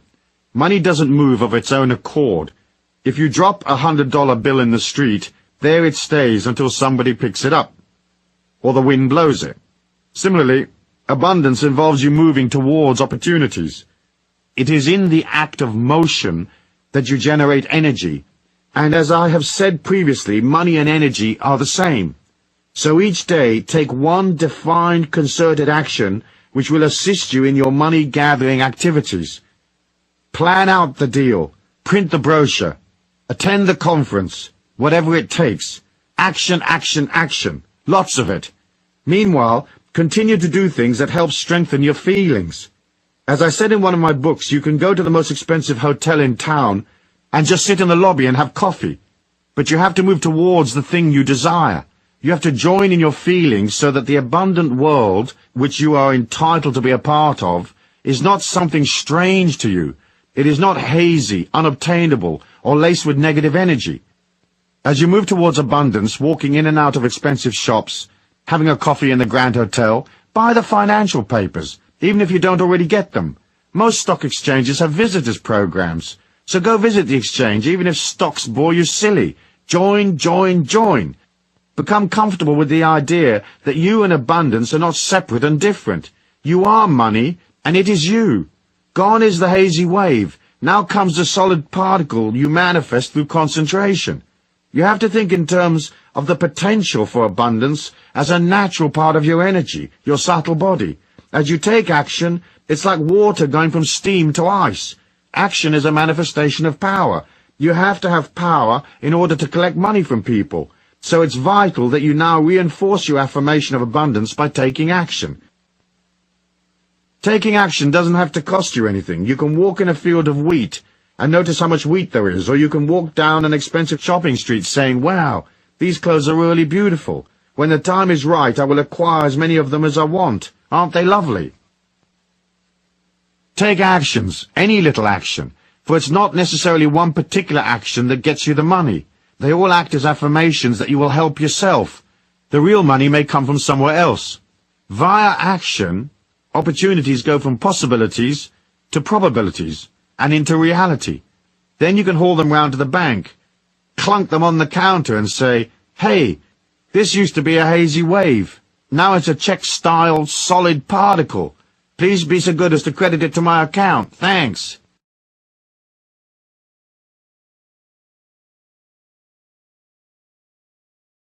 Chapter 6. The Law of Invocation and Manifestation. Concept.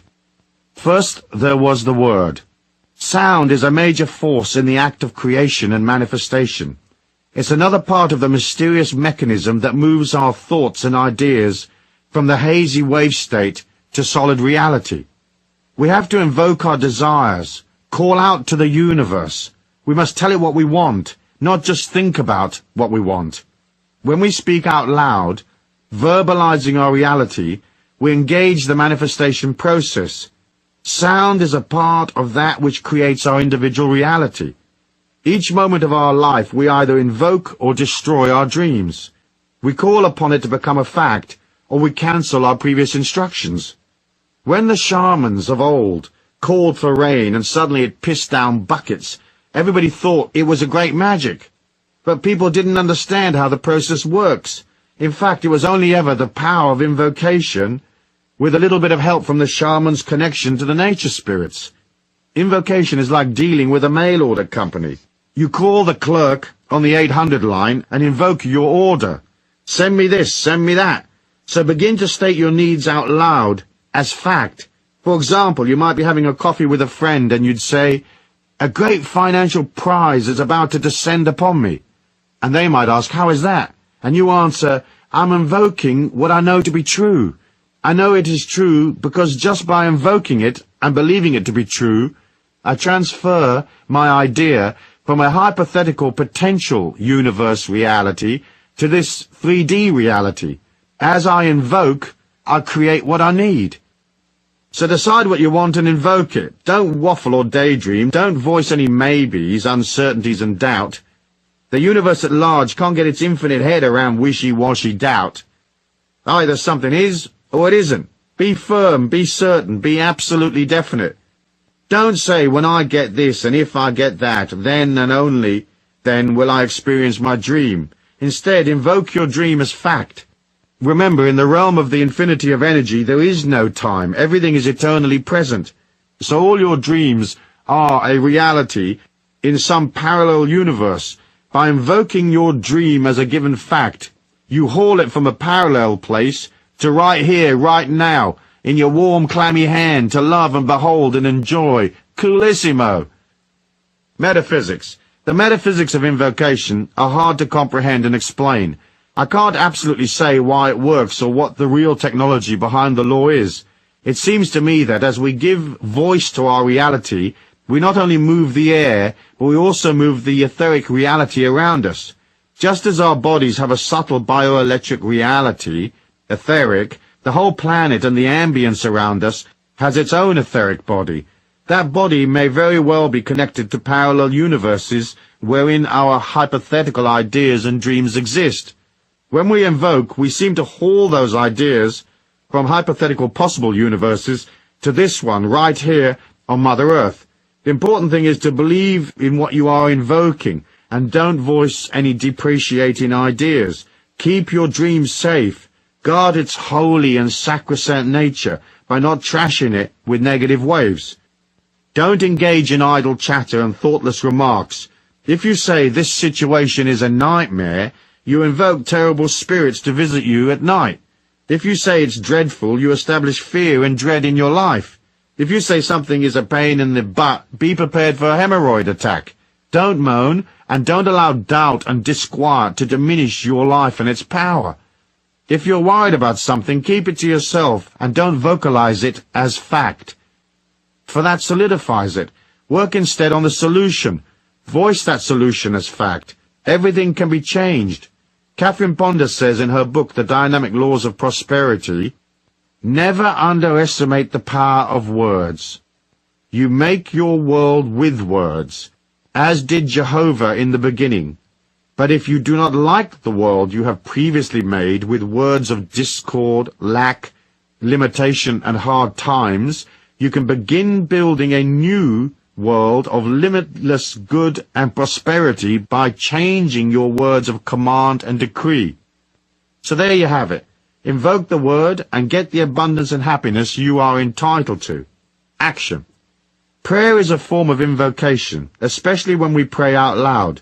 But to make prayer really work for you, you have to make the subtle shift from asking and begging to knowing. If you say, God, send me more money, that's not an invocation. It has an air of uncertainty about it. It feels weak. Invocation requires you to state your need as granted, and to be certain that your loot is already on its way, delivered and real in a parallel universe, and on its way to this 3D reality we call home. So instead of praying quietly, pray out loud, stating each desire as fact. Remember, a great prize is about to come into my life. A very profitable opportunity is on its way to me. A large sum of money is dropping into my lap effortlessly, and so on. Invoke, invoke, you'll never be broke.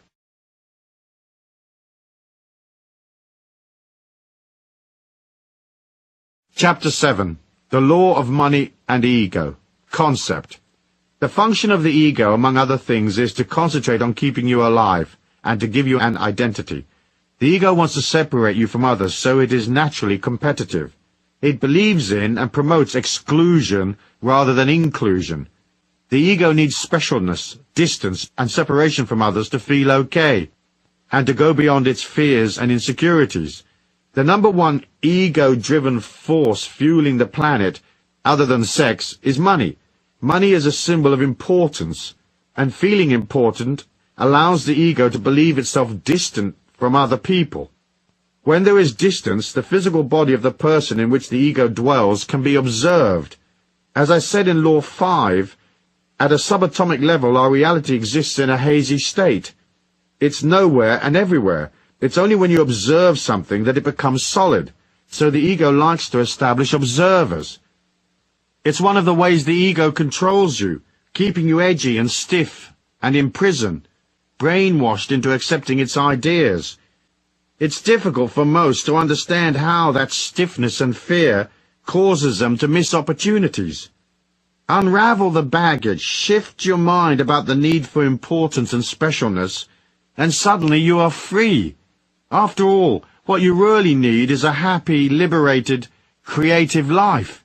Seeking admirers and observers is for the weak and insecure. You're not a performing dog, acting out, hoping for attention and a tasty morsel. It's degrading and debilitating, and spiritually it's rather ugly. There's no greater abundance than the abundance freedom offers. To unshackle from the ego's manipulation of you is to transcend. It's a hair's breadth from total enlightenment. What is the point of being enormously wealthy if you're neurotic and scared? What is the point of being famous if it means you create for yourself a luxury prison of sadness and loneliness, surrounded by yes-men and minions, but without the company of real friends who love you, who accept you unconditionally, people you can love in return? As I said in The Trick to Money is Having Some, money-making is not a serious business. It's a game that you play. At first it may seem that it is a game you play with forces outside of yourself, the economies of the marketplace, so to speak. But as you proceed, you discover it is actually a game you play with yourself.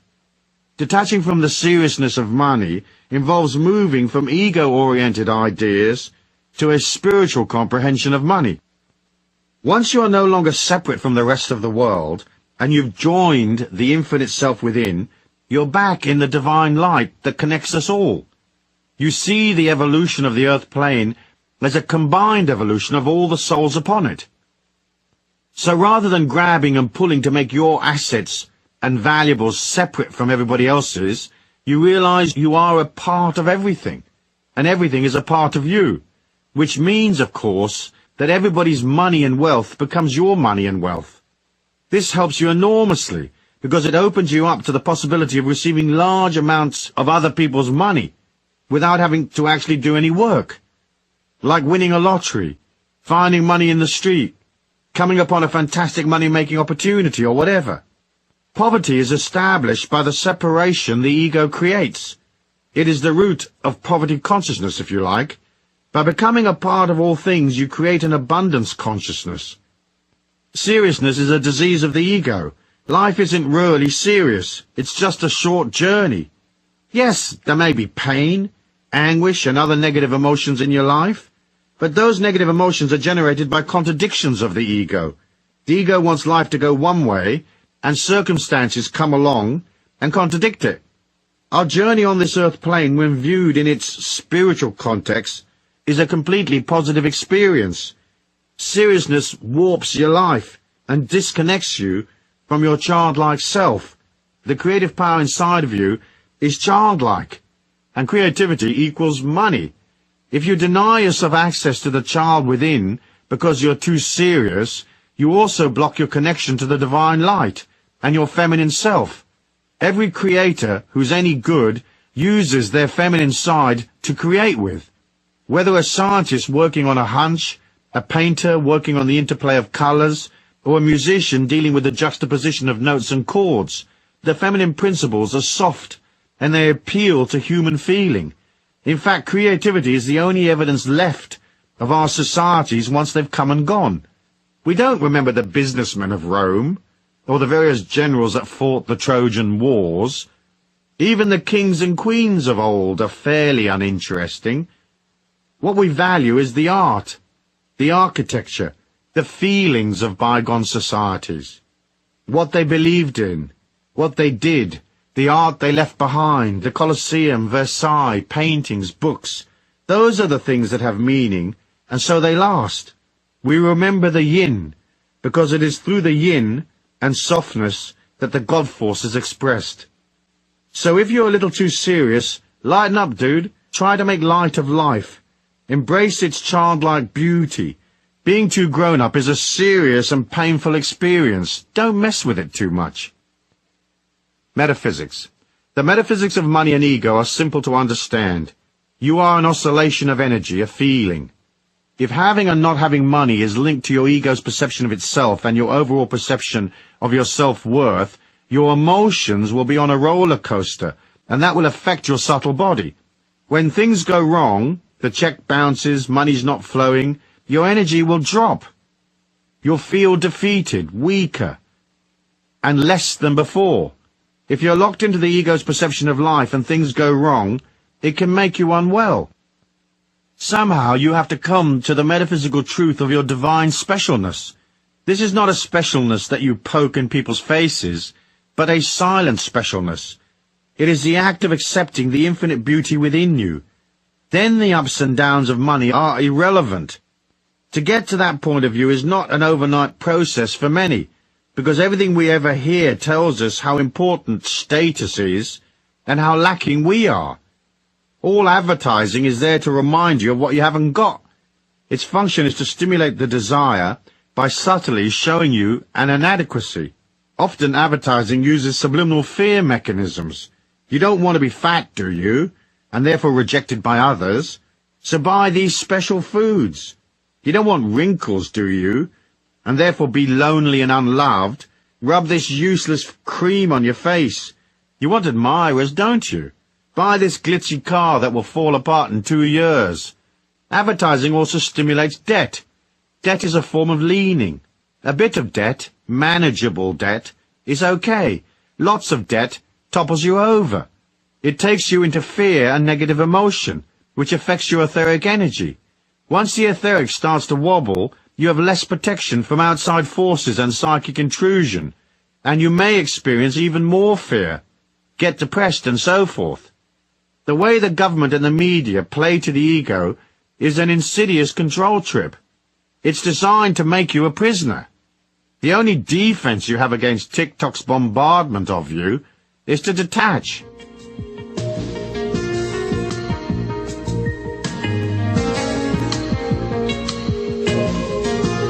By detaching from the need for observers and decoupling the idea of money as a status symbol, you disempower the ego, which allows you freedom.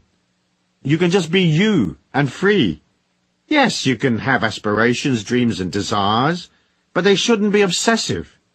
You have to live life in the meantime, and you have to have fun. If you're not having fun, something is very wrong. Look upon money as the driving force of your creativity.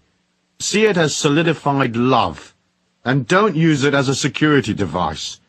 Then your emotions will be stable, and you'll be liberated and stress-free. Use your money to buy fun and light-heartedness. Action. As I said in the concepts section, lightening up and becoming less serious is the key to changing money from an ego symbol to what it actually is, a symbol of the appreciation of energy. It's a part of becoming less and less complicated. Most people are tied up in knots. Their life takes endless management and sorting out. Take action. Toss out stuff. Gently and kindly get rid of the people you don't need, that are a drain on you. Manage your time better and get rid of all your superfluous commitments. Stay in the pocket and keep it all as simple as possible, given your circumstances. This way, you'll come to the childlike self.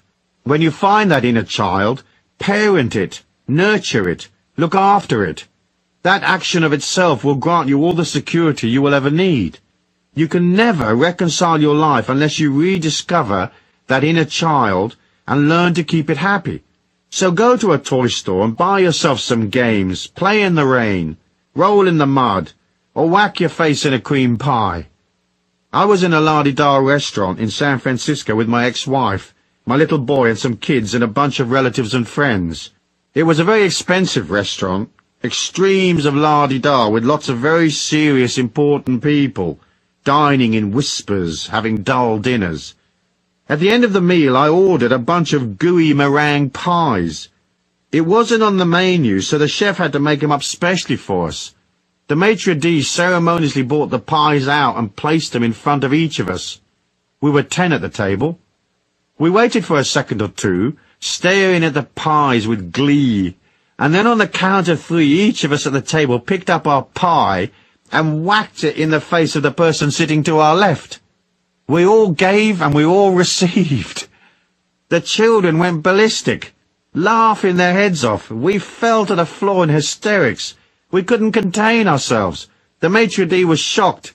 There was sticky meringue everywhere. Some of the other customers were laughing fit to burst.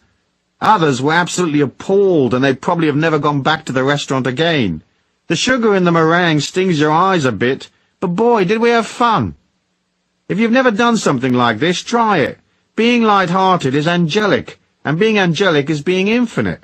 And being infinite is easier than being stuck with a bunch of boring grown-ups who fret over their investments, who strut and work hard and pay out money for stuff that doesn't make them happy.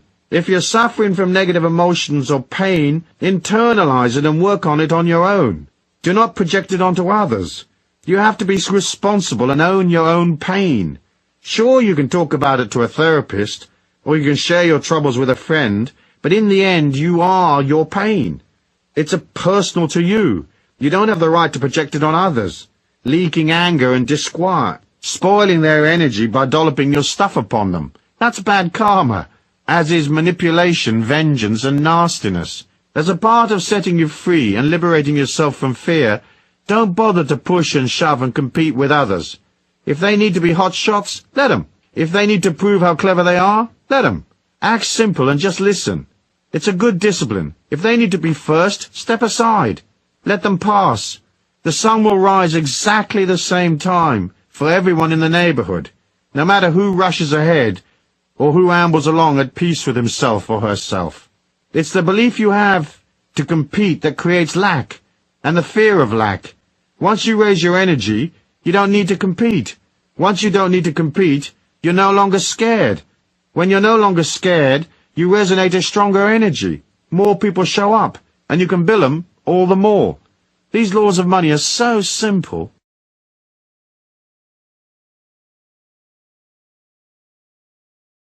Chapter 8.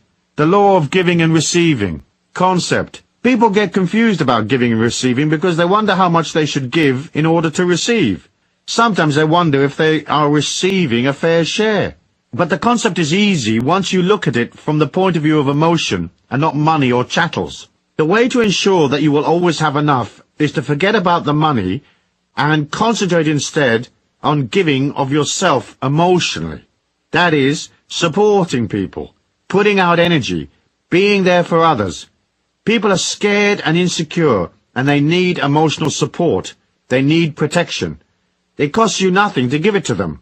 To do so, you have to put aside your problems and worries. You have to subjugate your ego, get underneath people psychologically, and push them up from below. You practice listening, empathizing, really hearing what they are saying, instead of cocking an ear politely in their direction while thinking about something else. Look them in the eye when they speak. Repeat back to them words that they have used, so they know that you have listened and understood them. When they are negative, come up with a few words of consolation. Recognize that their emotions are painful for them to bear. Say, for example, "Gee, I understand. That must be tough. It must be very disappointing for you that such and such a thing happened." Don't buy their emotion, just be there for them while they let it out. Don't try to fix things. People usually don't need fixes, they just need a strong, kindly person to listen and to empathize. A few theirs is all it takes. Show interest in life and humanity and people. When you meet someone, ask them questions. Where were you born? Who are you? Are you married? Where do you live? Be there for them. And listen to the answers. Concentrating on people is loving them, so agree to concentrate. That is emotional giving. It helps people feel more secure. Then, never depreciate them or their efforts. At best, you might suggest in a non-threatening way some other course of action, one that might be stronger, more likely to succeed than the course they've embarked on. Never trash people or dump on them. Never say things that might hurt them or scare them. Always try to keep them safe. Make these laws of giving a part of your code of living. You will fail, as we all do, and you'll get annoyed and lose it. But keep trying, for in the end, you have to fall in love with life and yourself. And falling in love with humanity is one of the ways you learn to love yourself. It's the first hurdle in the giving game. It's the way we master giving. And in doing so, we develop a spiritual quality. We develop charm. Through it, you become spiritually prettier. People respond to that. They will seek you out. Emotional support and protection is kind and benevolent. In a harsh dog-eat-dog world, it's pure heaven when you meet someone who's benevolent and kind and there for you. Once you have the emotional giving sorted, the rest of it follows along naturally. You give of your money and gifts depending on what you can afford. You don't have to spend a lot. Sometimes a small gift, well chosen, with the recipient in mind, is more valuable than something that costs a lot. When I was in the jeans business years and years ago, there was a chap who came into the warehouse regularly. He had a company known as the Good Fairy. Whenever he came in, he arrived with a small present. It was often just a few sticky buns or chocolates or cold drinks, something like that. Everyone liked him, and we cut him all sorts of special deals on the jeans he bought. He would have had his sticky bun money back from us 1,000-fold in discounts on jeans, because he thought of us and took time out to stop at the bakery before he came in to do business. He had giving and receiving sorted out. He was a very humble kind of guy, and he made millions in jeans and the property business. Good luck to him, I say. So the giving and receiving trick is not to be self-centered, and don't be a scaredy-cat tight-ass. Remember, there's no shortage. Money is energy. You are energy, and there's plenty of both. So give emotionally to others, and open yourself up to being there for others. Be kind and emotionally generous, and never rob people of their positiveness or their hopes. Always build them up. Never depreciate them, even if you consider their ideas a bit silly. Back them. Back them verbally and emotionally without condition. And if you really can't bring yourself to back them unconditionally, then at least be neutral, as I said. Now, to the receiving. Get your head around the idea that everybody's money is your money. Do things which allow you to truly comprehend that the world is yours. Go to the art gallery in town and look at the great works and place the image of those pictures inside your heart. They are yours. Go to the jewelry store and mentally place those fine things inside you as well. It's nothing more than reaching out in your mind's eye for a necklace, pulling it back and placing it inside you. It's now yours, rather than being unobtainable behind the window as you gaze at it from the street. Look at the fine things of life and own them mentally. Let them belong to you. Now let's start to affirm these ideas as true. Go take $1,000 out of the bank and try to never walk around with less than, say, $500, even if it is the last of your money. If you can't manage a permanent flow to 500 right now, then settle for less, but carry cash with you everywhere you go. Of course, if you can manage more, carry a couple of grand. Don't worry about losing it, or those negative waves about being robbed. You are in the flow and balanced and in charge of your money. No one's taking it from you. In fact, they're lining up to give you more. Get used to having money in your pocket, knowing that you are abundant and that more is coming, and knowing that you are responsible and you won't go potty and blow it all in 10 minutes if you can't afford to. Carry real money, not plastic. Credit cards have negative connotations. They're often a symbol of lack, not abundance. They are a mechanism which appeals to the ego, and so they control people. Using credit cards, people overspend, and that trips them into worry and fear, for the bill is on the way. Don't use credit cards except when you have to establish credibility, like at car rental companies. The rest of the time, use cash. It's solid and real, and it helps you feel rich. Its presence in your pocket is an affirmation that you have money and that you are open and ready to receive even more. Next, believe in your abundance. When bills come in, pay them the same day. If you don't have the money yet, as say you are waiting for payday, Write out the check today anyway, and post-date it or leave the date blank. Put the checks you owe on your desk, nice and neat and in their envelopes, waiting in line to be mailed. Don't allow bills to rob your spirit of its hopefulness. Be prepared to pay cash for everything right now and on the spot. After all, you want to receive right now, don't you? So don't contradict that by hanging on to the money that's owed to others. Cut the check and know that the universe will provide. Quickie. If you are massively in debt and out of control, file for bankruptcy. Get rid of all the old money aggro and tell your creditors and the universe that you're sorry for mismanaging your life and for denying people their rightful payment. Then never accept credit again. I went to America as an illegal immigrant with very little cash. It didn't take me long to rack up a whole load of debt. That obligation and the weight of the emotion it caused me slowed me down a whole bunch.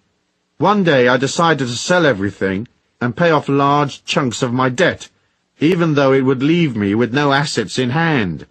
I decided to pay all new bills in cash the day they arrived, or, because I traveled a lot, within a few days of my getting back from a road trip. Then I did a deal with the people to whom I was in debt, and they agreed to monthly payments. My biggest creditor was a sweet man called Bob. I owed him $55,000, so I sent him 55 $1,000 checks. Every month his money went through, and eventually I didn't owe Bob a dime. He got it all back. I made the information that I wasn't going to live in the emotion of lack anymore, and that even though I didn't have enough to pay all my old debts, I was ready to reform and simplify my life by creating no new debt. In addition, I agreed with self to work especially hard to settle my old obligations. Doing this changed my financial situation around. It took me several years to get it all sorted out, as I was originally over $400,000 in debt. But in the space of 5 years, I settled everything, including paying an ex-wife $100,000. In addition to paying my debts, I made and saved several $1,000,000. Make the affirmation that you are abundant enough and disciplined enough to go to a cash basis, paying for things as you go. Soon your whole outlook changes. You go from desperately needing to win a little time for your bills to being serene and at one with your money trips. Suddenly this mind shift clicks the universe at large onto your side, and you're now coming from strength. That solidity pulls money to you more and more. Of course, you first must go past your resistance to letting go. It's weird how it all works. I reckon it's your fearlessness and self-discipline that affects the change. I should also remind you that, as part of your affirmation that you're open and worthy to receive, you'll have to practice accepting what is offered to you in life. I deal with this idea a lot in my other books, so I won't dwell on it here, but let me remind you of the rule. First, whatever gifts you're offered, no matter how useless or grim the gift might be, take it. Never refuse to receive. Worst way, you can always give that dreadful vase to someone you don't like. Second, never refuse money from anywhere. If a friend offers to pay for dinner, let them. Be gracious and thank them and tell the universe, thank you for paying for my dinner. If a person wants to pay you for some inconsequential act, accept, and never walk past money on the street without picking it up, even if it's just a small coin. Humble yourself and stoop for it. It doesn't matter what others think. You can't put out the message that you're too proud or too uptight to receive free money. The universe doesn't know the difference between a dime and a million. If you refuse the dime, the universe thinks you don't want money, so you collapse your chances. Accept all that is offered to you, even the mucky coins in the mud. Make it a rule never to refuse anything that comes to you for free. Metaphysics. The metaphysics of giving are silent and centered around the projection of your etheric subtle body. When you express hope and cheerfulness, when you are expressing outwardly emitting energy, your etheric is like the sun. Remember I said that negative energy makes your etheric collapse in on itself. The more you get used to projecting outwards, the longer your etheric reach becomes. It's an inner reach. So give silently. When you pass a person in the street, Mentally reach out and touch them in the heart, and silently project the thought, love. Or project admiration for them even though you don't know them. Back them. Believe in them. Project goodness, hope, and positivity. If you see that they are upset, project the thought or word serenity or calm. If you see them angry, project peace. Don't judge them. Know that they have some inner issue unresolved, probably from a long time ago. Love them even if they appear a bit ugly. Make it a rule never to pass a person in the street without projecting some kind of silent goodwill. Now, if you're coming out of the Tokyo Underground in the rush hour and there's 60,000 people there, don't mess with trying to get them all. Pick a few here and there and leave it at that. Otherwise, energy-wise, you'll be on your knees. But keep projecting silently for the eventual healing of everyone on the planet. Silently touching people you pass without them knowing.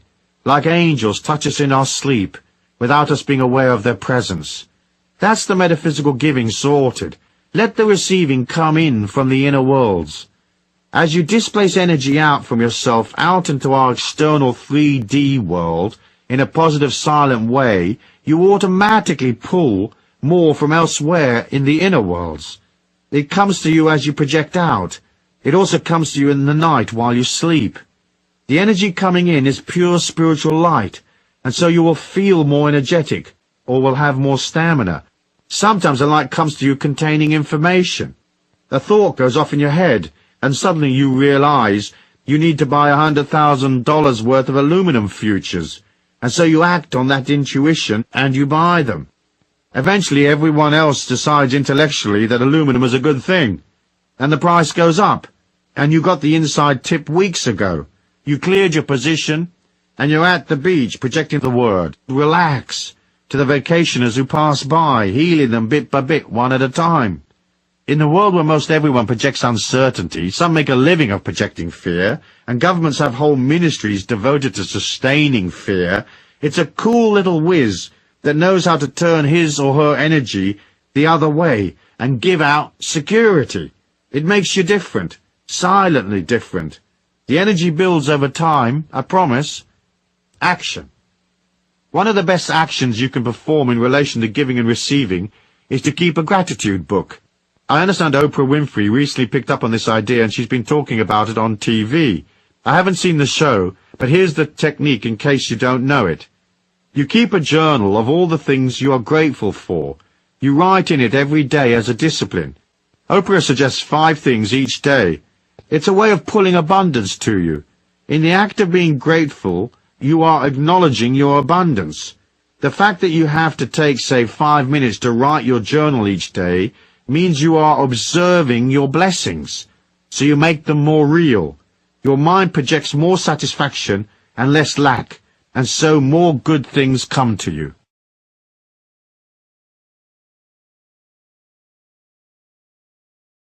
Chapter 9. The Law of Honor, Integrity, and Abundance.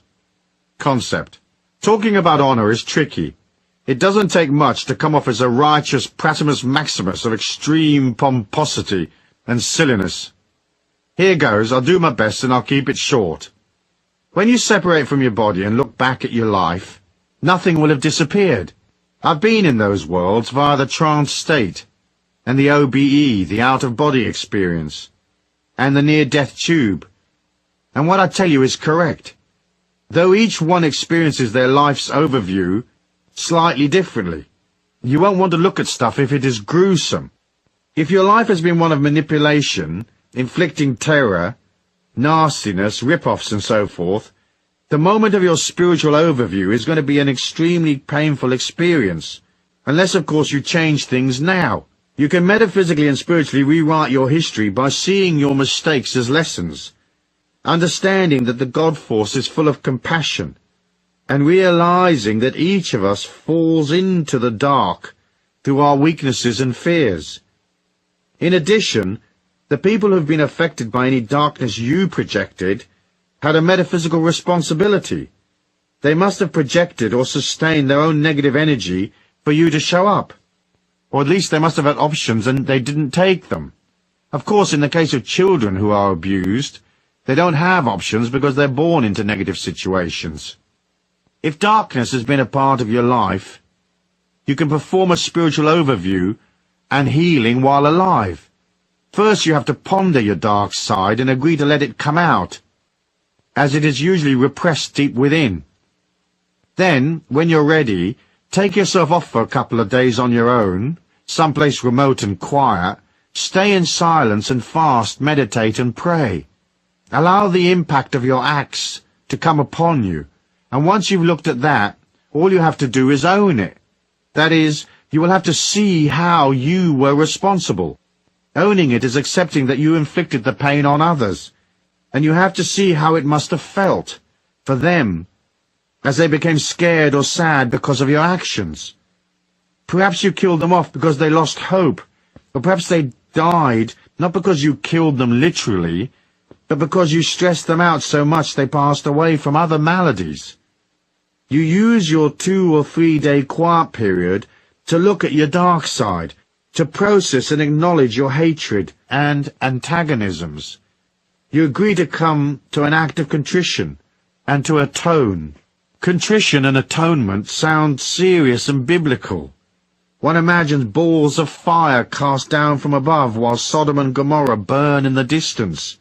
It's not quite like that, because a universal compassion kicks in if you do it right.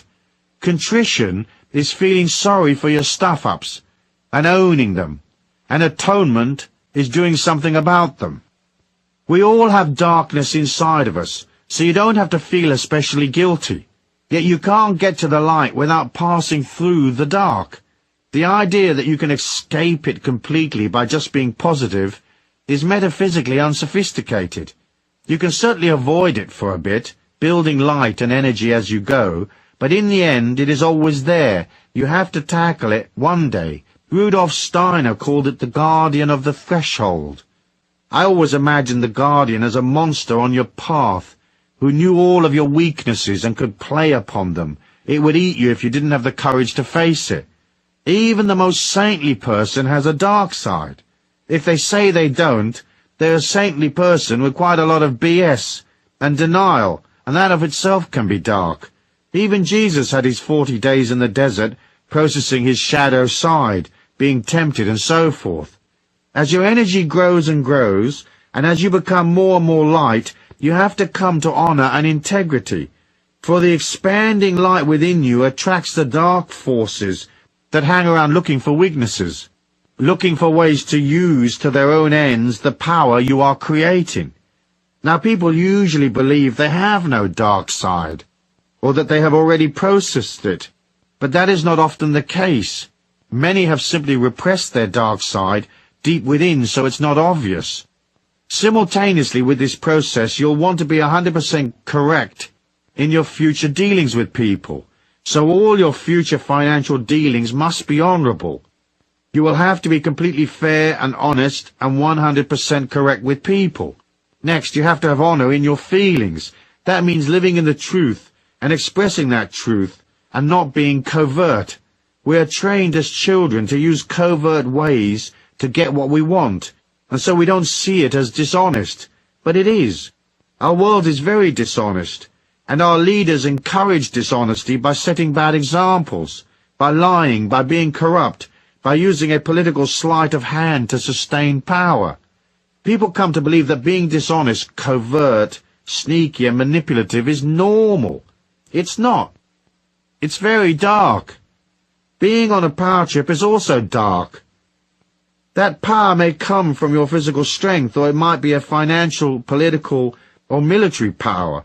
Sometimes we become experts at wielding sexual and emotional clout, tormenting others with our control over them. Almost all power is abused. That's how we learn. We have to become strong inwardly and outwardly, without misusing the power we have. It's very hard to get it right, and most of us err. Some lust for power. They get off on emotionally or physically capturing others and maneuvering them. Bad karma. We are also taught to lie, exaggerate, and obscure fact. We lie by omission, seeking to sustain one image while living another. To the student on the path, all of these are traps, and they have to be sorted out.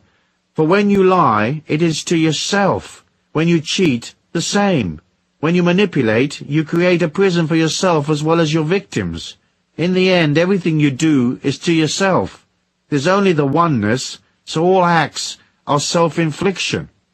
Metaphysics. The metaphysics of honor are simple. You can't hide from the truth, so you have to let go, humble yourself and look at the truth, and fix the bits that are less than best.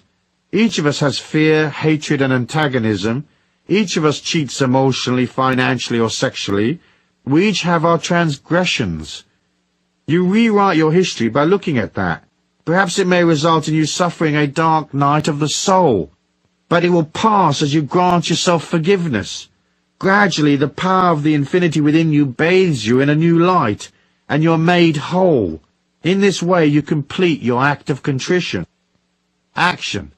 Atonement is the act of making good, so you can go back and pay off, if you can, the people you cheated. You apologize if you have hurt people, or you atone by charitable acts and good works. Perhaps you can't repay those you owe, but you can make a donation to some cause from which they might benefit. Atonement is accepting full responsibility for what you've done without too many explanations and excuses, and realizing that you hurt people because you were trained that way as a child, or perhaps you allowed your fears and weaknesses to lead you astray. Then you vow that you will act lovingly and kindly to others for the rest of your life. You follow through consistently over a period of time, making good the hurt that you have inflicted. I don't think it's enough to just feel sorry and to say sorry. Sometimes you have to do something concrete as well. You can make all the money in the world and you can buy all the experiences possible and live a rich life, but a life without honor and integrity is completely worthless. So as a part of your abundance affirmation and the setting up of a new energy in your life, include the correctness of honor if you've not already done so. Live your life impeccably, on every front, financial, emotional, sexual. And if you exercise power, be benevolent, very benevolent. Chapter 10. The Law of Love, Compassion and Money. Concept. Most people can't get their head around the idea of money, love and compassion being linked together. The idea that money can be a symbol of love seems odd. We are so programmed the other way. Here's how they are linked. It'll help you see it all in a different light. There's a psychological war that goes on in us humans between self-hate and self-love. It's a part of another battle that persists. The energy war between living and dying, building energy and depleting energy.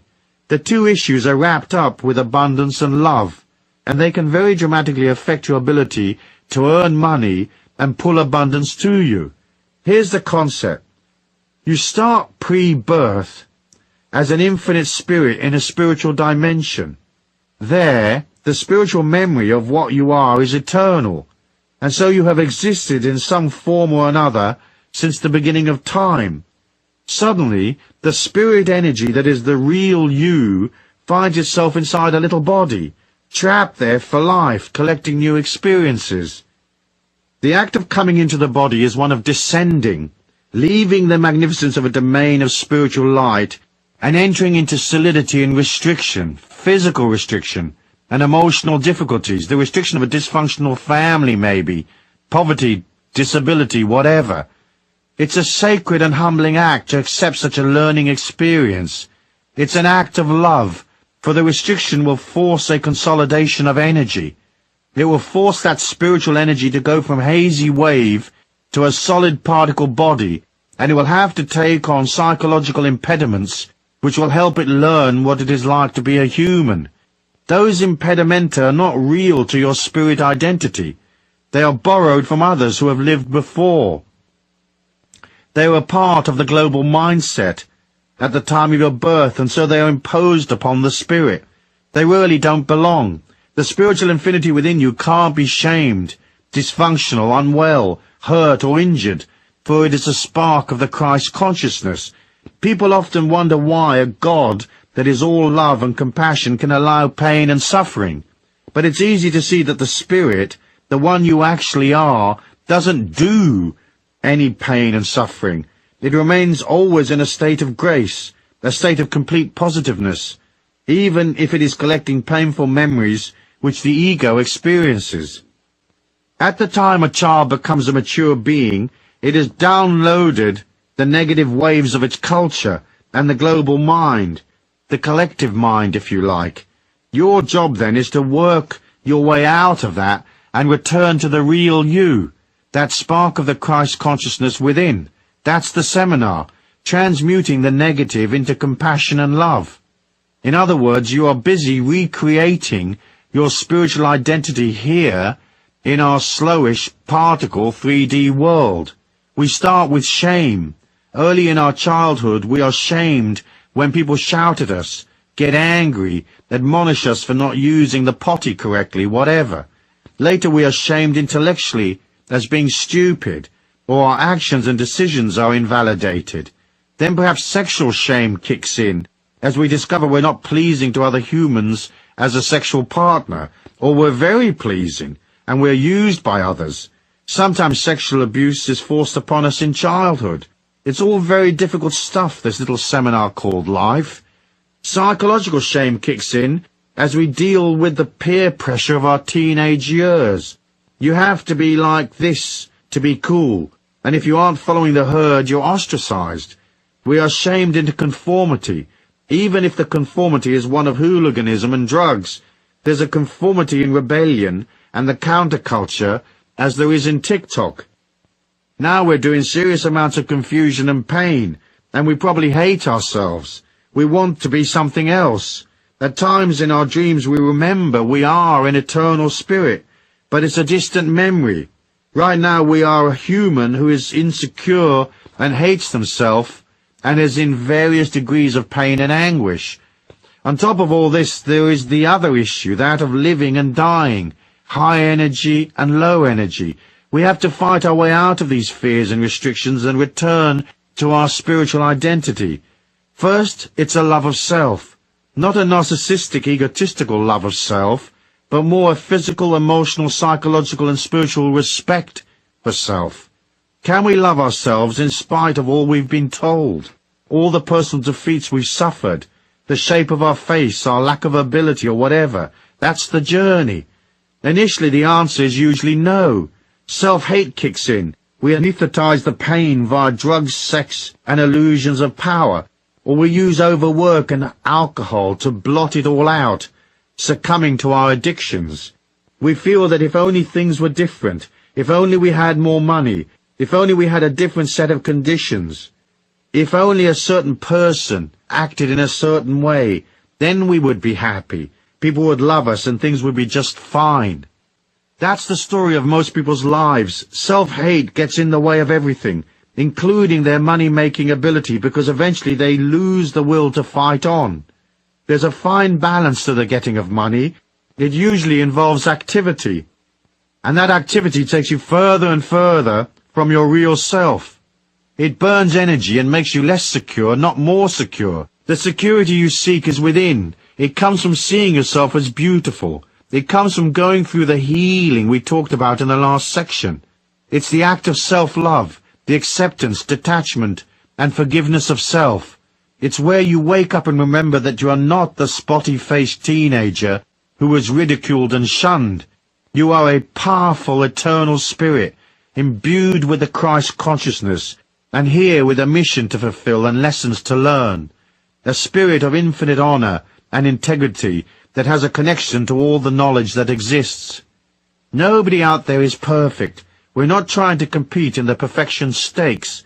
You can love yourself and be imperfect, as God loves us unconditionally. I really like the image of the water rat, this scruffy little rat that sniffs around on the edge of muddy river banks. It doesn't look like much, but the little rat is sitting there on a log by the side of the river, and he is what he is. He isn't apologizing for being a water rat, but simply stands inside a divinity and a spirituality which is the animal spirit of water rat. You are what you are. You might be an Adonis in the making, or an incredible goddess energy, or you might just be a little water rat who stands in front of the bathroom mirror in the mornings and says, "I'm a water rat and that's okay. I don't have to convince people or act to please them. I don't have to work to win their affection. I don't have to pay for them so they will love me, because I love myself. I am what I am. I'm going out today. I'm going to believe in myself. I'm going to be honourable. I'm going to concentrate on people and treat them fairly. I'm going to treat myself fairly, for by nurturing myself, my energy will build, and I will become secure. I know that money flows to security, and away from insecurity, so by being more secure, I will prosper. When you are insecure, it turns people off. To spend money, people have to give away a part of their security. When they make the transfer of money to you, they have to feel solid. They have to feel they're getting something that will make them more, because they're paying out and becoming less right now. So if you're solid and contained and secure, it helps them feel solid, so they transfer their cash more readily. That is why self-hate destroys your money-making abilities. Partly, as I said, because it's hard for you to include yourself, and partly because you trigger insecurity in others, and that forces them to hang on and become tight. By booming out life force, love and strength and fine encouraging words that support people, you express a compassion for people's insecurity, and in the process you become stronger and more abundant. You become a divine paramedic offering people the oxygen mask of life force, dolloping out goodness and strength so they become less fearful. People will respond to that life force, and it's up to you to figure out how you're going to bill them. Money is a symbol of that life force, of its appreciation. Money can be a solidified form of love. Through the transfer of money, we facilitate love and communication with other humans. It offers us a simple system for providing for and loving and nurturing ourselves, and it is one of the ways of expressing generosity and kindness for the less fortunate. Metaphysics. The energy war is a simple one to understand. We generate energy and we burn it. Modern life and its psychic and chemical pollution threatens us daily. The personality is perpetually slightly off balance, slightly scared. We are constantly pushed from love towards fear. So we look for the life force to sustain us. As we fret and worry, we burn more etheric energy and become more edgy. We imagine that making a pile of cash will help us, and so we hurtle out to seek our fortunes. Often we use work to avoid our fears. When we're very busy, we don't have to look deep within ourselves. But soon our lives are real complicated, and it takes loads of our vitality and ego power to keep things flowing. Our energy drops and we become victims of our own self-hate. We become so lost in the false ego self rather than resting in the infinite real self. Gradually we become numb, existing in a vapid and lonely state. It's scary, so we look for someone whose energy we can feed upon to sustain us. But once we start trying to suck energy from others, they're not going to like it. They will respond by fleeing as fast as their chubby little legs will carry them. So as you process your love of self, and as you work on your security by nurturing yourself, you become more neutral, less and less an energy vampire. Eventually you have surplus energy to dish out, and that is how you will develop compassion and true caring for the world and the animals and the humans upon it. Now tell me that money's not involved. Of course it is. For in the getting and dispensing of money you learn the fine balance of manifestation I spoke of in the first law. Through work, money and commercial activity, you see how there is an energy trade-off between activity and security, and yet another trade-off between love and fear. Then there's the money lesson and the balance of giving and receiving, and the further fine balance between respect for self, self-worth, and respect for others. How you make money to buy experiences you need in this lifetime, and how you handle the abundance that comes in, will be very much a part of the final spiritual picture you present when your eternal self returns to its infinite homeland, carrying back the memory of what you were in this lifetime. Money, compassion, energy, heart, love, fear, wealth, generosity, meanness, they're all characters on the same spiritual stage. So the trick is to align to the beautiful ones, step away from the ugliness, and accept the gift of your infinite self in the process. Action. The action of compassion and money is the act of becoming comfortable with life's situations and the state of your bank balance. You have to be kind to yourself, and you have to keep your ego in control and accept life. Otherwise, the ego will yearn for things and force you to go out to work for it, to buy its stuff to make it feel better. Once you're at one with yourself, you will have compassion for yourself. Then you will, of course, nurture yourself. But you won't have to go shopping to distract you from your fears. As you become more aware, you become more real. Then, by discarding the useless stuff and eliminating unnecessary obligations, you become more balanced and settled, more silent and less manic. You'll also have less activity and stress, and you'll feel better, and so onwards and upwards. Do something for yourself every day, something compassionate and kind. I don't mean buy yourself breakfast, I mean do something that is spiritually or physically nurturing. A massage, a fast, a meditation, exercise, rest, play, that kind of thing.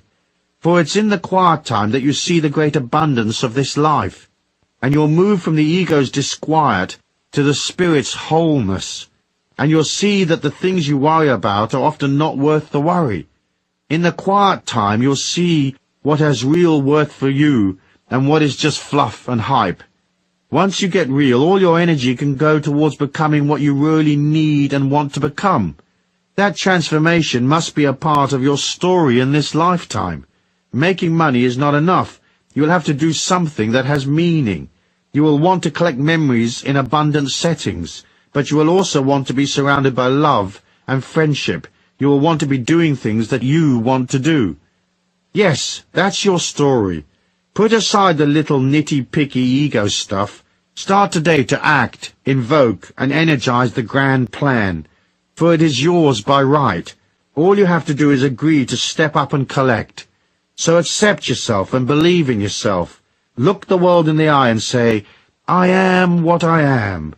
And by the way, that'll be $30,000. The most valuable commodity I know of is information. Wouldn't you agree?